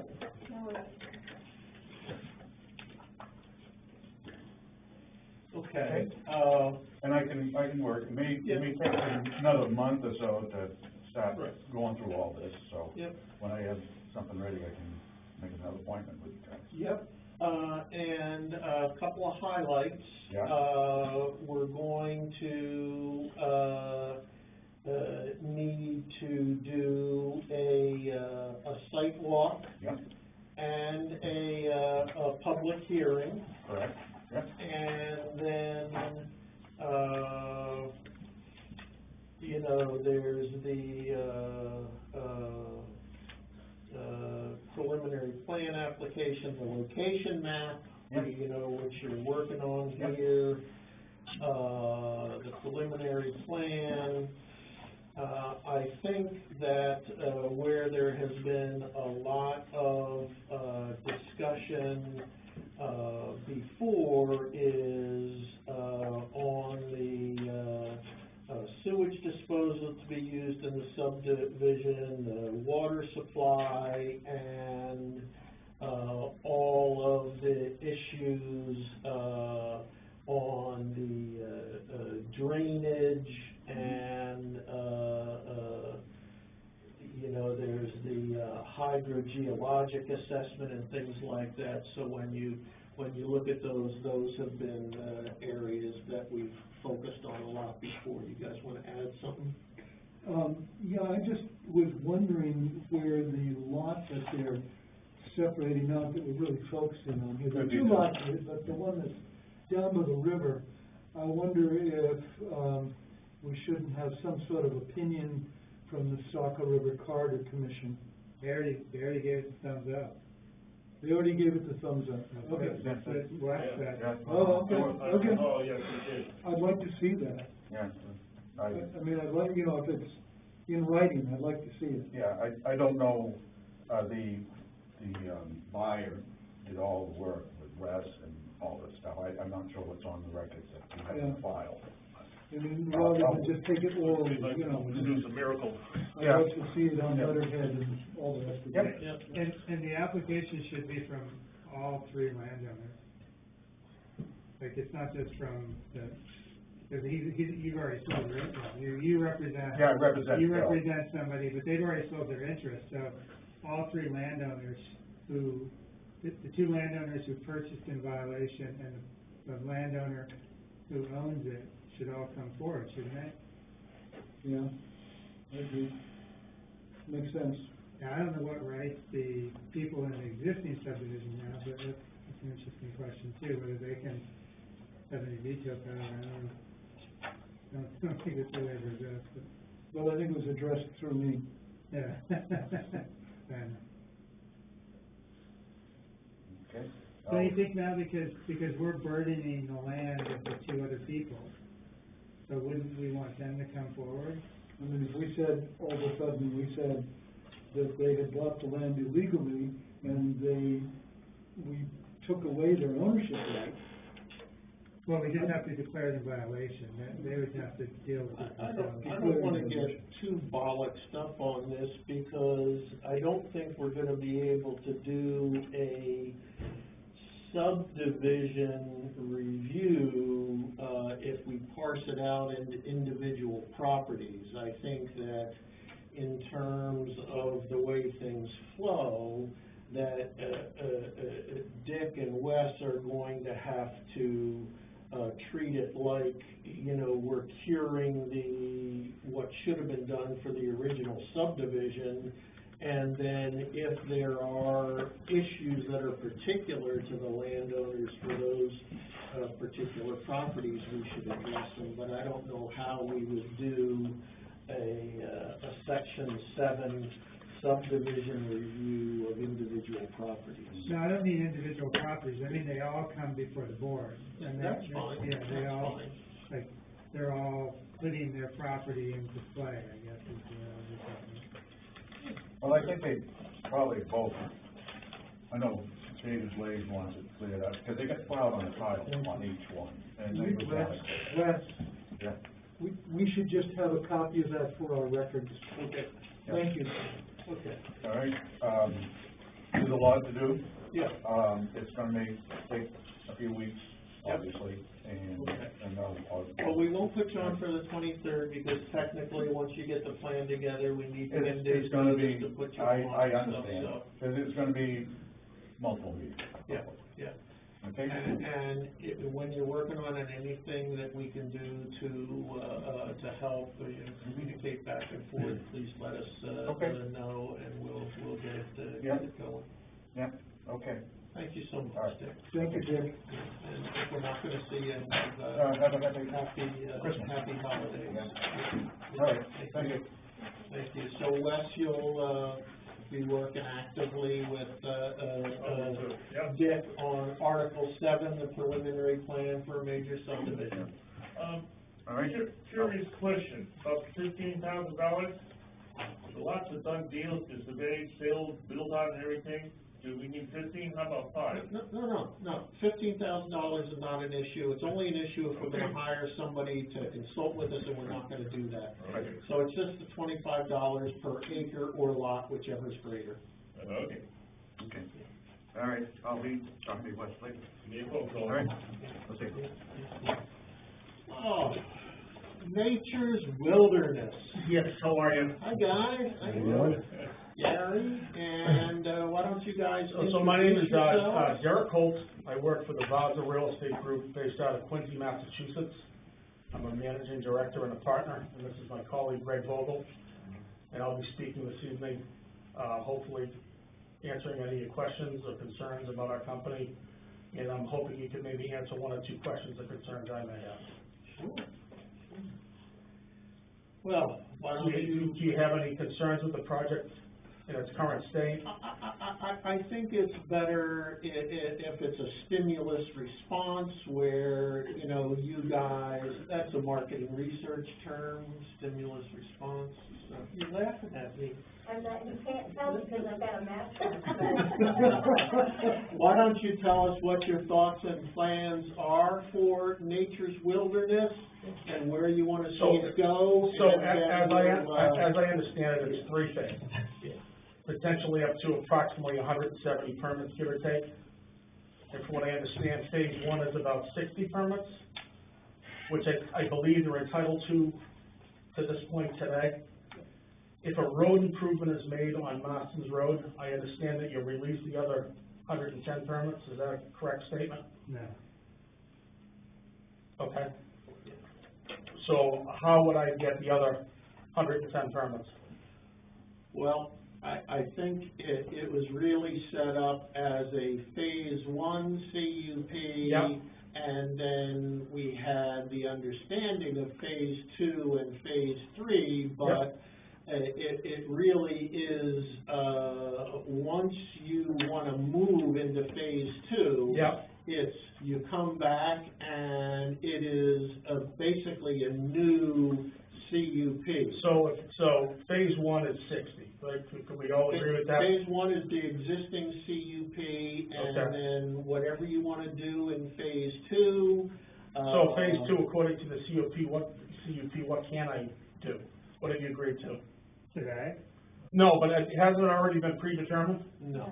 Oh, okay, I wasn't aware of that. Well, There's an idea for it, So but. the applicant came forward with 3 phases. Yep. And provided a plan for all 3 phases. Yep. But the phase 2, phase 3 are concept because they weren't actually put before the board. The applicant said, well, we only want to do phase 1 Yep. at this point. But here's what the overall project looked like, because we did ask them to do the overall project, so we had an idea of what the idea, the concept was. But once the process was that they were going to do phase 1, get that going, build some good community relationships, learn how to run the site. So I think they've done. They've done. How is the relationship? Well, it depends who you ask, because everybody Well, has a different method. I'm asking you. I mean, I think that, originally there was quite a bit of challenge, and I think, after they've been in operation, they've developed a great deal of more goodwill. So, you know, it's never perfect, because they're running a commercial operation in the middle of a town, so they do fireworks. Not everybody likes fireworks, you're just gonna have that, you know, that problem, but, I think, Gary's worked fairly well in landowner relations, and, they've avoided some major mistakes that could have been made, you know, like having the wrong sort of things going on, but, this summer, I haven't heard any complaints. I mean, have we? Yep. So in the original CUP, Yeah. you know, what was actually approved was phase one. What we have in here, phase two. Yep. The only description is this phase includes 67 total sites, including 39 RV sites and 28 cabin tent sites. This phase will also include the clubhouse, sewer dump stations, and the stormwater upgrades to Marston's Pond. Now, if, from what I've heard, you guys want to do more seasonal sites and Correct. things like that. We would prefer it. Yeah. Quite frankly, it cuts back on traffic. Yeah, so there are no binding, aspects of this phase two, because it wasn't even approved in the original CUP. So Okay. it really is like you're coming back to the planning board and saying, we're at point A right now, this is, phase one. Here is our concept for phase two, maybe different than that. Got it. And then, you know, we just start fresh and lay it out and go Okay. over it. Okay. But no other concerns that you have regarding the project? Everything's up to code as far as you're concerned? I gotta ask Ken, we're not the compliance arm, we're just the people who look at the conditional use permit, so Wes is the compliant part of the town, we don't do any compliance. Okay. Wes, any How concerns? that works is through the conditional use permit and the planning board, all the documentation is laid out, thou shalt do this or thou shalt not do that. Yep. I'm on site to make sure thou shalt do this and don't do that. Okay. And everything's good Yeah. today? Yeah. Okay, great. Yeah. So if I were to come back for stage two, how long of a process would that potentially be? I think it could be, probably a good, I'll say 3 months, probably at least, 4 to 6 meetings, Depends what he wants to do, you Yeah. know? Well, so, it's kind of, you guys do have a nice outline on, the 3 phases. So if I were to stick to what you've put together, and follow that path, I don't want to drift too far off of that. One thing I would like to do is to convert some of the tent sites and the cabin sites into seasonals, which I would like to think you'd probably prefer. Can I ask what seasonal I don't know what means? that means, yeah. They're full-timers, they come up in May, But I mean, is it a full-time tent or a full-time what? it's a full-time, it's an RV. Oh, okay. And they park it there on May first, It's and a then it physical- stays there, it doesn't leave until end of They're October. more like members of the community for Correct. the season rather than. Cuts way back on traffic, Mr. Pierce. So currently, right now, we have what we call transient sites. They show up Friday, they stay till Monday, so it's in and out traffic.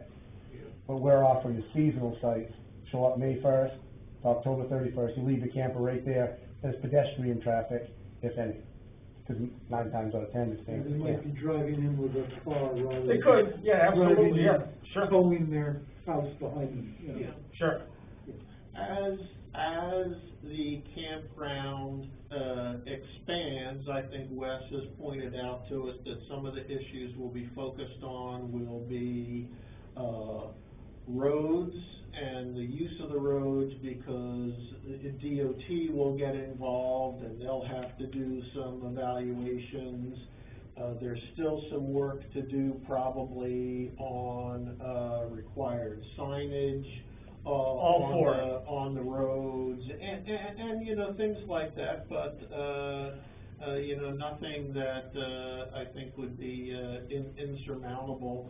The one thing I wanna ask, Gary, are there still any outstanding, lawsuits or anything going on with any of your abutters, or have they all been resolved? They've all been resolved. Okay.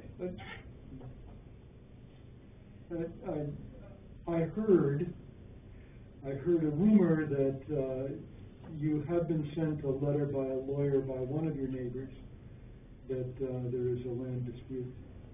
It was a letter that was sent, and there's been nothing forward, gone through with that yet. That was also my understanding. Yep. So that's out there. So part of my agreement, they would have to share that with me. Right. I have, a sizable amount of money down in my attorney, who I'm using, a gentleman out of Portland. I'll be made aware of that, but thank you for sharing that with me. I'm of the opinion that there probably are other, problems with the property lines. Okay. And that opinion is based on having bought property in Baldwin and being aware that, deeds were, a little vague sometimes. Sure. In the descriptions out here, and we're in the process, which takes 50 or 100 years, of straightening this out. Sure. Throughout town. Yeah. It's just.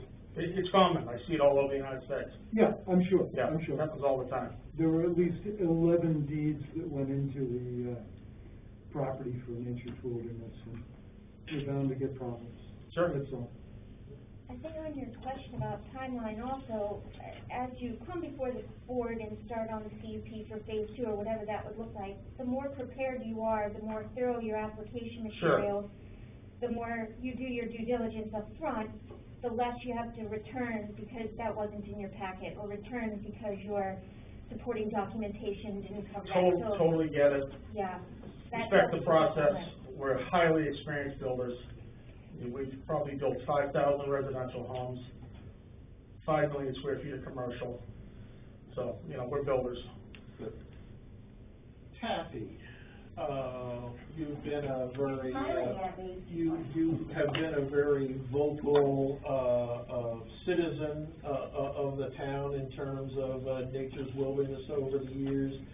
Do you have anything you'd like to communicate to Derek and Stephen, as they're, working through their plans? Fireworks? Actually, Gary and I did have a very long talk after I went ballistic and Irish after the fires, but before the fireworks this past July. I think, honestly, and I've said this to Gary, he's tried to run an operation by the seat of his pants, and with not enough support from those behind him and not enough knowledge about the rules and regulations that were coming before him over the course of many years. The one thing Gary said to me, which I think really nailed it, was, yeah, we've been on the other side of the tracks here for quite a while. I've been diplomatic until I suddenly wasn't anymore. He thanked us for getting the state involved. I think it was something that he never realized was, number one, necessary, but also how helpful it could be. And so he's learned a lot. It was very quiet this summer. I've got no complaints. I really don't. Well, we want to be a good neighbor. And I want you to be a good neighbor. And I sincerely mean that. And I know that, and Gary and I have talked about that as well. He's come a long way. I mean, he never ran a campground before. He had no idea. Right. The man, Scott, that owned it before Gary had no idea either, intended to be pretty bombastic without knowing what he should be doing, working with the planning board, working with the state.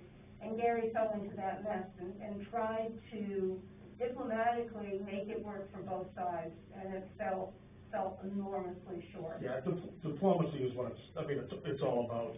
Well, it is, and Gary knows that, but he also did a damn fine job this past summer. He really did. Thank you, Kathy. Well, you did. Thank you. You can't take that away from you, ever.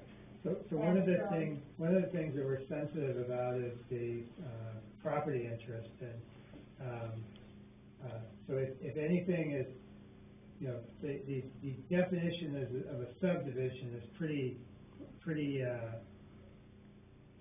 broad, and so, we were very clear with the applicant that there can be no sale or, transfer of ownership of any part of the overall 492 acres, I keep saying, 72, I don't know. So if there's any interest in your part to, sell off any. There is. No, but we're not here to build homes. When you do, We're here for a campground, that's it. No subdivisions. Just be aware of that. I'm well aware of it. That's a really sensitive issue. I'm well aware of what's trying to transpire there. I know there was one house that was spun off, it's like once every 5 years you can do it. I know there was another property, was it 75 acres? 79 acres, yeah, and that's in the. Yeah, that's coming back to us. You know, we're not here to subdivide it and build residential homes. They're purchasing all of the property, not just one portion of it. They're purchasing the whole. Even the back stuff. 900 acres. 900 acres? Yes, sir. Oh, give or take. Yeah, well, no, that was gonna be my question, was Yeah. you're buying the other land around, yeah. Everything Yeah. is owned right now by Nature's Wilderness, so we go to the Vasco Corporation. So that, go ahead. No, go. So, you know, conceptually, you have to think about how much of that property you're gonna use for the project. Because right now, there's only 492. What's 432 or something? Yeah, there's a number. Right, but it's like realistically on like 135, so I think as far as you're concerned, it's 432. I think that's right. Right, I mean, I know where the other parts are, but all we wanna do is finish the campground, that's it. No, but I understand, but what I'm saying is, if you're gonna run your ATV, you know, for instance, if you have the ATV trails, which are popular, if you're gonna run those on the rest of the 900 acres, you're encumbering the rest of the 900 acres, and that would be part of the CUP. I prefer they stay at the 432. Yeah, but I'm just telling you, Yeah. you don't have to give me an answer, I'm just telling you, like, be aware of that in terms of the rest of the parcel, because that was something that we were concerned about, because originally, I think their thought is to run the trails over outside of that 432, or whatever it is. And they had to put up signs saying, no, you have to stop at this part, because that additional part was not part of the CUP. So, just be aware. I'm all for it. I mean, we even discussed about getting, you know, and I'll evaluate, but getting rid of the dirt bikes up there, which I think the neighborhood would probably prefer. I don't think it's been a big issue, frankly. I have been out in the woods. I was out in the woods, it was a very surprising experience. You can hear them, right? I was looking for a tree to get behind, because I thought I was gonna get run over. And it's just the way the noise bounces around. Yeah, they're loud, and I'm not a fan of them at all. It wasn't even on my land. Yeah. You know, it was just so loud near me that I thought I was gonna get run it over. carries. Yeah. And I'm not a fan of them. I need to evaluate just, you know, how many customers come up there with them. Yep. As of today, we don't want them. We've talked You know, about that. and That was my biggest I would problem. prefer, in fact, you know, I've spoken at length with Gary. You know, the ATVs, I wanna keep on the 432, and I'm actually in favor of walking trails. Cause I don't like ATVs and people walking the same trails. You know, I'm evaluating that. I don't have a ton of money to spend, but, you know, I do wanna kinda contain it and really have a good understanding of exactly where everybody is.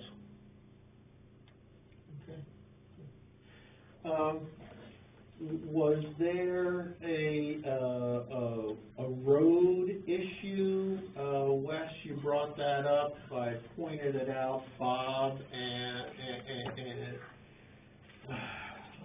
Are you talking about Marston Road or Yeah. or Brown, Yeah. is it Brown Road or Brown Drive or Marston Road? Marston's Brown Road. Dwight, Yeah, Dwight, see through your mask, Bob. Marston Road runs over into Brown Mountain Road. So I understand a repair needs to be made on that stretch of road? I think, it was in the letter, my evaluation was Marston Road's a town road, and therefore the town and the DOT has control over it, and you have control.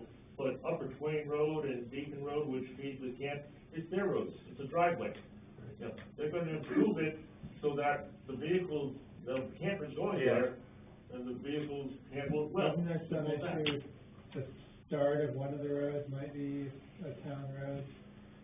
Like No. up to a certain point? That's the Deacon's Road on the 113 end, Yeah, up to Matt's house. right. And that from there on, it was, discontinued way back in the 19-teens. Okay. So it's a, But what's is there, and the issue with Marstran's Road is, originally Scott Efron did some work to it, and he wasn't supposed to, and then he didn't CMP run under it, and then we asked the selectmen to look at it, and the selectmen made a deal with Scott and Gary that they could fix up the road as long as to a certain point, or refix it up, as long as they had insurance, and there was some contract signed, and that was all done, and that agreement is now, like, gone by the wayside because it's all been done. Well, he sadly passed away, and, I mean, there's obviously been a lot of dysfunction with the project.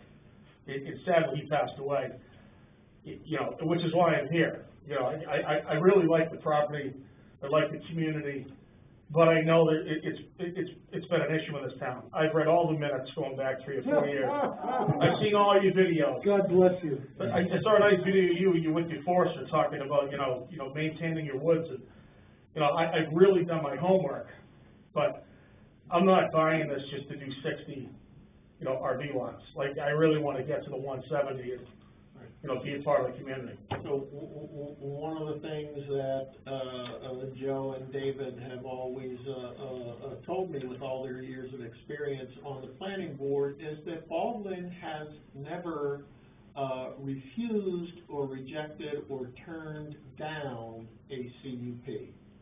Well, I don't want to be the first. So, and it's a great opportunity Okay. to have you bring your vision for phase 2 to us, and we'll work together to get the CUP Sure. approved so you can make it happen. In fact, Mr. Pierce, I'd like to know more about the history of the property. Going back to Doc Marston, like, you know, I can't find anything online about the history of that property. I know it was referred to as Camp Twain, but it's just kind of a dead end. So I don't know if you could steer me in the direction of the Historical Society. The president of the Historical Society is sitting right over there. Well, I'm gonna reach out to you. I'd like to learn more about the property. was owned by my 3 great-grandfathers. Oh, no kidding. It's Yeah. Bob Flint. Nice to meet you. Derek Holt. So, Derek, So anyhow, I'm looking forward to working with you people. Good. I'm really excited about the project. And I think you'll like us as business owners in the community. Derek, if you buy the property, my family or I will be neighbors to you on 3 sides. I know exactly where you are. Trust me. You have an awful lot of property, Mr. Pierce. There's more room there. There's more room there, Derek. I know who the Flints are, who the Pierces are. But as I said to Scott when I met him, he never took me up on it, but, he invited over to, come up the driveway and say hello anytime. I'd love to. I really would. I'd like to do that. Yeah. So anyhow, thank you. All right. That's Running what tonight late. was with the meet and greet. Really appreciate the time. Have you gotten what you needed to get, what you need to know to finish your investment? Yeah, I have a lot of paperwork, so title issues are a huge concern of mine, and that's what you hire attorneys for, and I know there's 2 of them right here, and that's why they charge what they charge, and they drive the cars that they drive, and make all kinds of money, but. You can tell he's not making any money at all then. Jason's actually a neighbor of the campground. Okay, Oh, well, we'll look forward All right, to folks. hearing from Yep. you. Wes will, you know, he's Sure. your guide there, so, he'll let us know when, you know, you're ready to, come forward. But Right. anything that comes up when you're working on this, Yeah. don't hesitate to reach out, and, we'll consult with you to help, keep We'd the like to moving do it in in the right baby steps. direction. You know, we don't want to all of a sudden have you know, a million trucks flying around there. We'd like to slowly kind of grow into that footprint. Yeah. So, Terrific. thank you. Nice to meet you. Happy holidays. Gary, thank you. No, thank you guys. Congratulations I'll tap on, I'll reach out to you. transition Nice to meet you. Happy holidays, Merry Christmas. I'll still be part of the campground. Oh, good. Yeah, we'll be with them. Wes, I'll see you, bye-bye. Yeah, I'll tap out. Bye-bye. Thanks, I was gonna shake your hand earlier, but, you know, we got the masks on. Bye-bye. Thank you very much. Thank you. Thank you, Gary. Good, thank you. Thanks. All right. Thank you. Okay, so, we're gonna run over a little bit tonight. We're gonna at least get started on the Mary Gerwin subdivision, issue. And, so, Bob, with all the documents you've sent me, I only have one question. Is your given name really Hebert? No, not Hebert. Okay, all right. So there's a Hebert Flint in here. Hey, Marion. Where? So what's this about? What's this issue about? Okay. I'll let Bob give you an overview of it unless you want me to kind of. Bob found out he was in a subdivision and they swapped land and worked in the subdivision. Shortly after I moved up from Virginia, we proceeded to build a garage to move our household goods into, and my neighbor objected, and it turns out he was squatting on about a half acre of my property, and was concerned about that. And the solution that we came up with was, I'll sell him a half acre that he was using, and in turn, he would buy me a half acre from the neighbor just to the south. And the provision was that he would make it happen, and he did. And it was all processed through an attorney over Dick Steve's office, and I think by Attorney Ellman at the time. And everything was fine, until just recently, my neighbor to the south went to get a mortgage, refinance his mortgage. And one of the title companies said, "You've got a problem, you violated the subdivision ordinance." And it turns out that, I do live in a subdivision. It was back from 1988 or 89, it was approved by the planning board.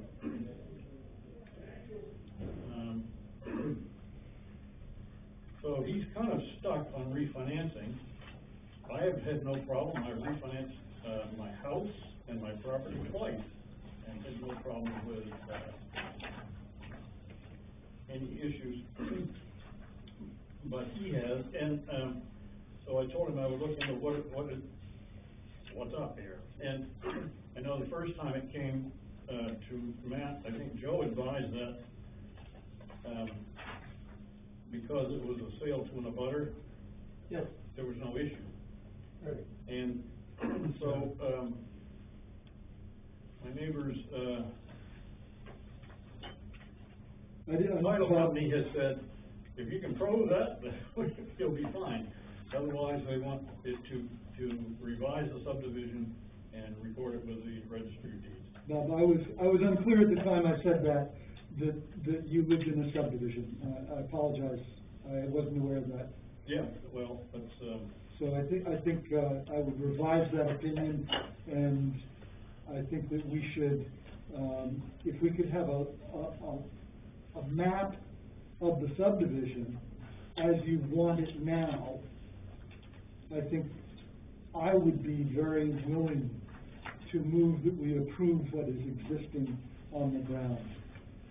well, that would be my question, is what do you need? And I can sketch you out, because this is all I have. And then the original subdivision was developed by my uncle, who just died a few months ago. And it was originally for my aunt, who died several years ago. So what we have now are things like this. What does the bank need, would be actually the question to ask. No, Require the borrower to submit a revised subdivision plan that contains the split of their lot, have it approved by the planning board and recorded in the registry of deeds. so, get us something we can do that with, and I'm happy, I don't need any more than that. So my question is, what do you folks need? Yeah. You need $15,000 and $25 a lot, or or do you need me to submit you a revised drawing? How many parcels? 3. And do you have the original subdivision plot plan?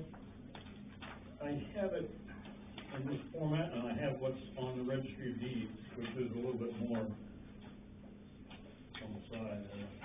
I think it's here in what we provided him.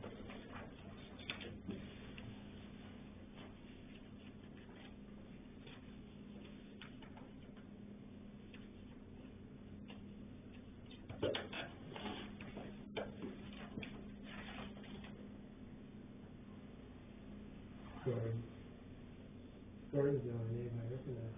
Christian Anderson, Yeah, Chris. Carl Rooney, Carl Roney lives in Cornish now. Charles Locke, Charlie Locke, yeah. and Gordon. Yeah, Carl Roney's the only one, what, is Charlie Locke dead? Yeah, Charlie Locke died. So, yeah, Carl Roney, I served on the planning board with Carl Roney. Did you? Yeah. He was secretary when I came on the board. So, I mean, I think what you need to do is you need to do a plan that has, you know, all the information about where the parcels are changed in a way that would satisfy a legal description. And that maybe you have to hire a surveyor, I don't know. Yeah. So, Bob, when, you know, the subdivision ordinance has a section in there that allows for transfers to abutters, and that's not, doesn't create a subdivision. Now, did they provide that information to the title company, and the title company didn't accept it? Well, I suspect that was the interpretation that was provided to the attorneys when they did this work for us, because you'll notice on each of the deeds it says this is a transfer to an abutter. Yeah. But I think if you read the subdivision ordinance, it's talking about before you develop a subdivision. What's not included in the subdivision is what it's saying. Yeah, once you draw the lines are set, you can't change them without changing the plot, or whatever that drawing is, because that's the plot design, or the plan design, whatever it is. So then your legal descriptions would have to change as well, so your deeds would change, because. Well, look, no, there's legal descriptions have all been drawn up, and they're in the registry of deeds for the change line. Yeah. So it's all set. Okay, so you just have to have somebody draw it out to match the legal description. Yeah. And the only question I have is whether he could do it himself or whether he needs a professional surveyor to do it. And I don't know what the book says about the level of, if the subdivision ordinance says it has to be, you know, a signed survey.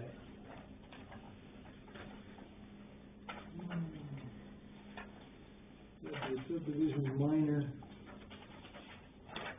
Yeah, it would be, it's whatever the submission is with regard to the plan. Or the Mylar, remember it usually says Mylar, so did you look in the cabinet to see if this is in the cabinet? I can find anything in there. But, you know, I found no subdivisions in there, in the cabinet. Well, I know there's at least 2 in there. Which ones are they? Firefly and. Oh, sure, the ones that were just done, but no historical ones. Yeah, okay, we said no, you said none, so. He's talking to a lawyer here, you know, you nail it. Well, words are important. I know you've been doing that all night, David, thank you. Thank you. But I did find a bunch of subdivisions, just by going through the registry of deeds and stuff in the town, and, so it's interesting, there are some here. Yeah. Whether they have, mother lots associated with them or not, I can't find. That's awkward. Huh? That's awkward.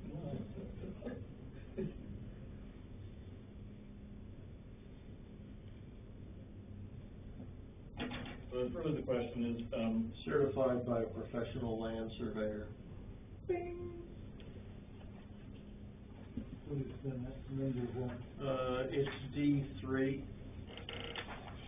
application requirements. Oh.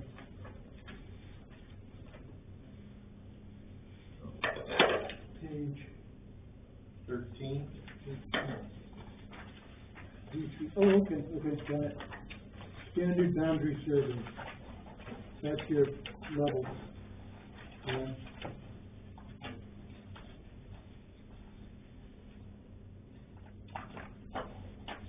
With the corners marked by monuments.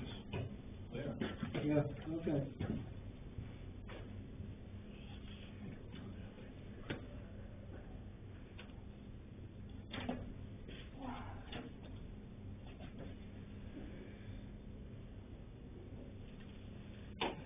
Does that, you know, and then, you know, we'll have a new thing that looks like this, where, you know, we can all, you know, put our signatures on it. I'm sorry it didn't work just, you know, with the butter clause. yep. And I don't know if I'll do anything about it myself. Right. So you let Tim know? Yep. Yeah, okay. Are we, okay, have we given you the information you need? Okay. All right, is there anything else, Wes? CEO update? Everything's been quiet. Okay. Nothing's happened. All right, so, Control of everything, so nothing's happened. has, I don't know. it is,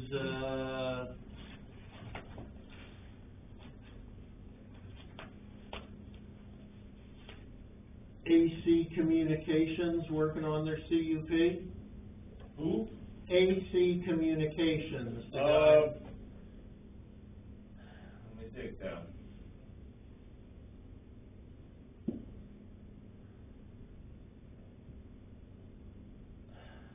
Yeah, I think we did do an application, but, I'll have to look at my notes, I think we bumped, he's not in a rush. Okay. So I think I bumped it in January, February.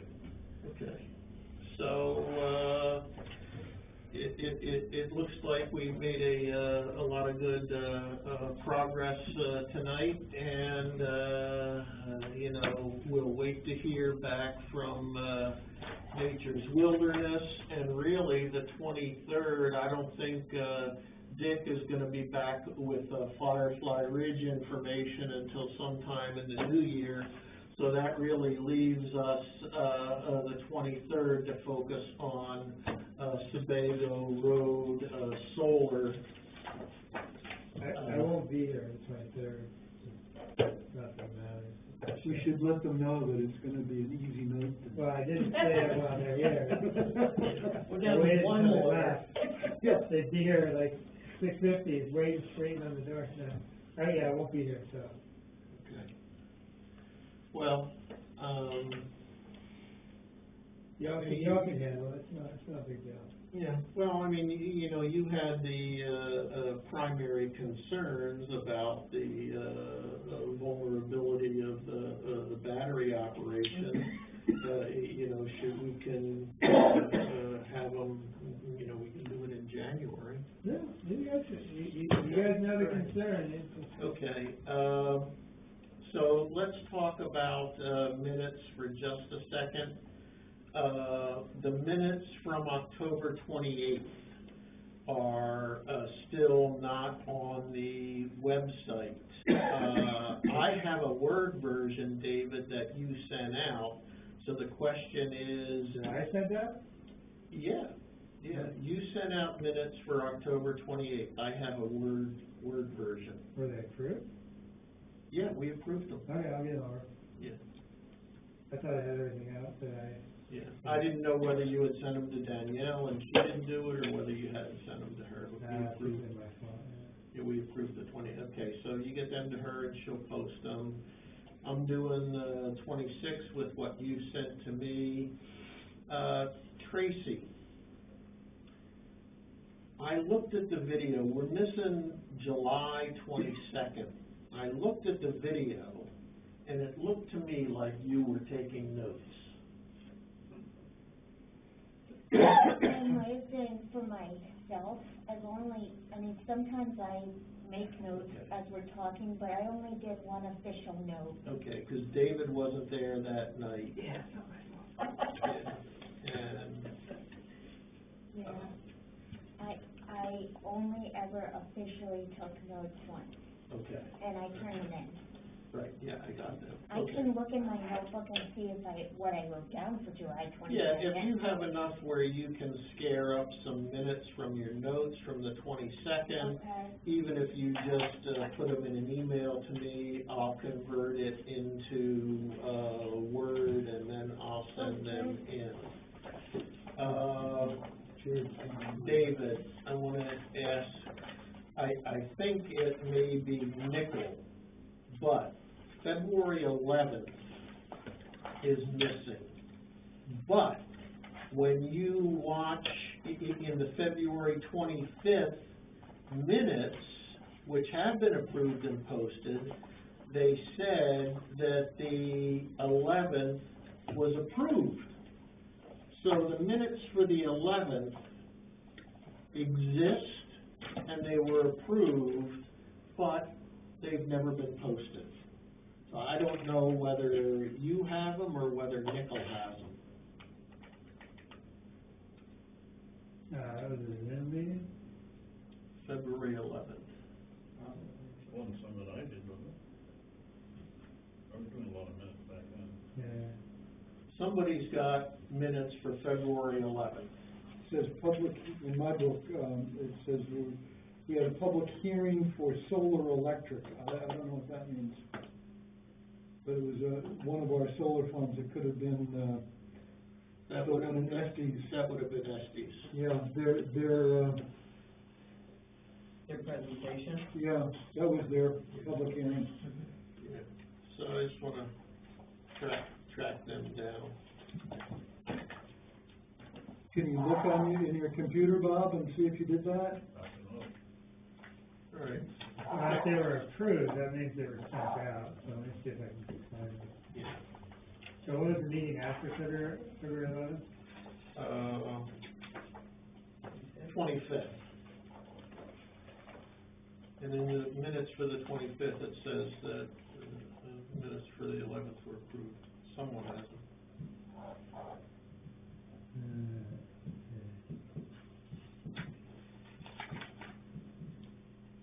Let's see, agenda, see the agenda on the 24th? Yeah, it said in February 25th minutes, it says the chairman called the meeting to order at 7:06 PM. One, the minutes of 11 February 2021 meeting were approved as written. So.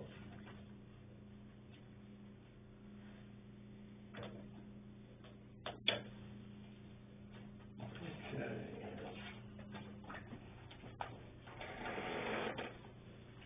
Right. I don't see it. I move we adjourn. Second, all in favor? Me. Sure.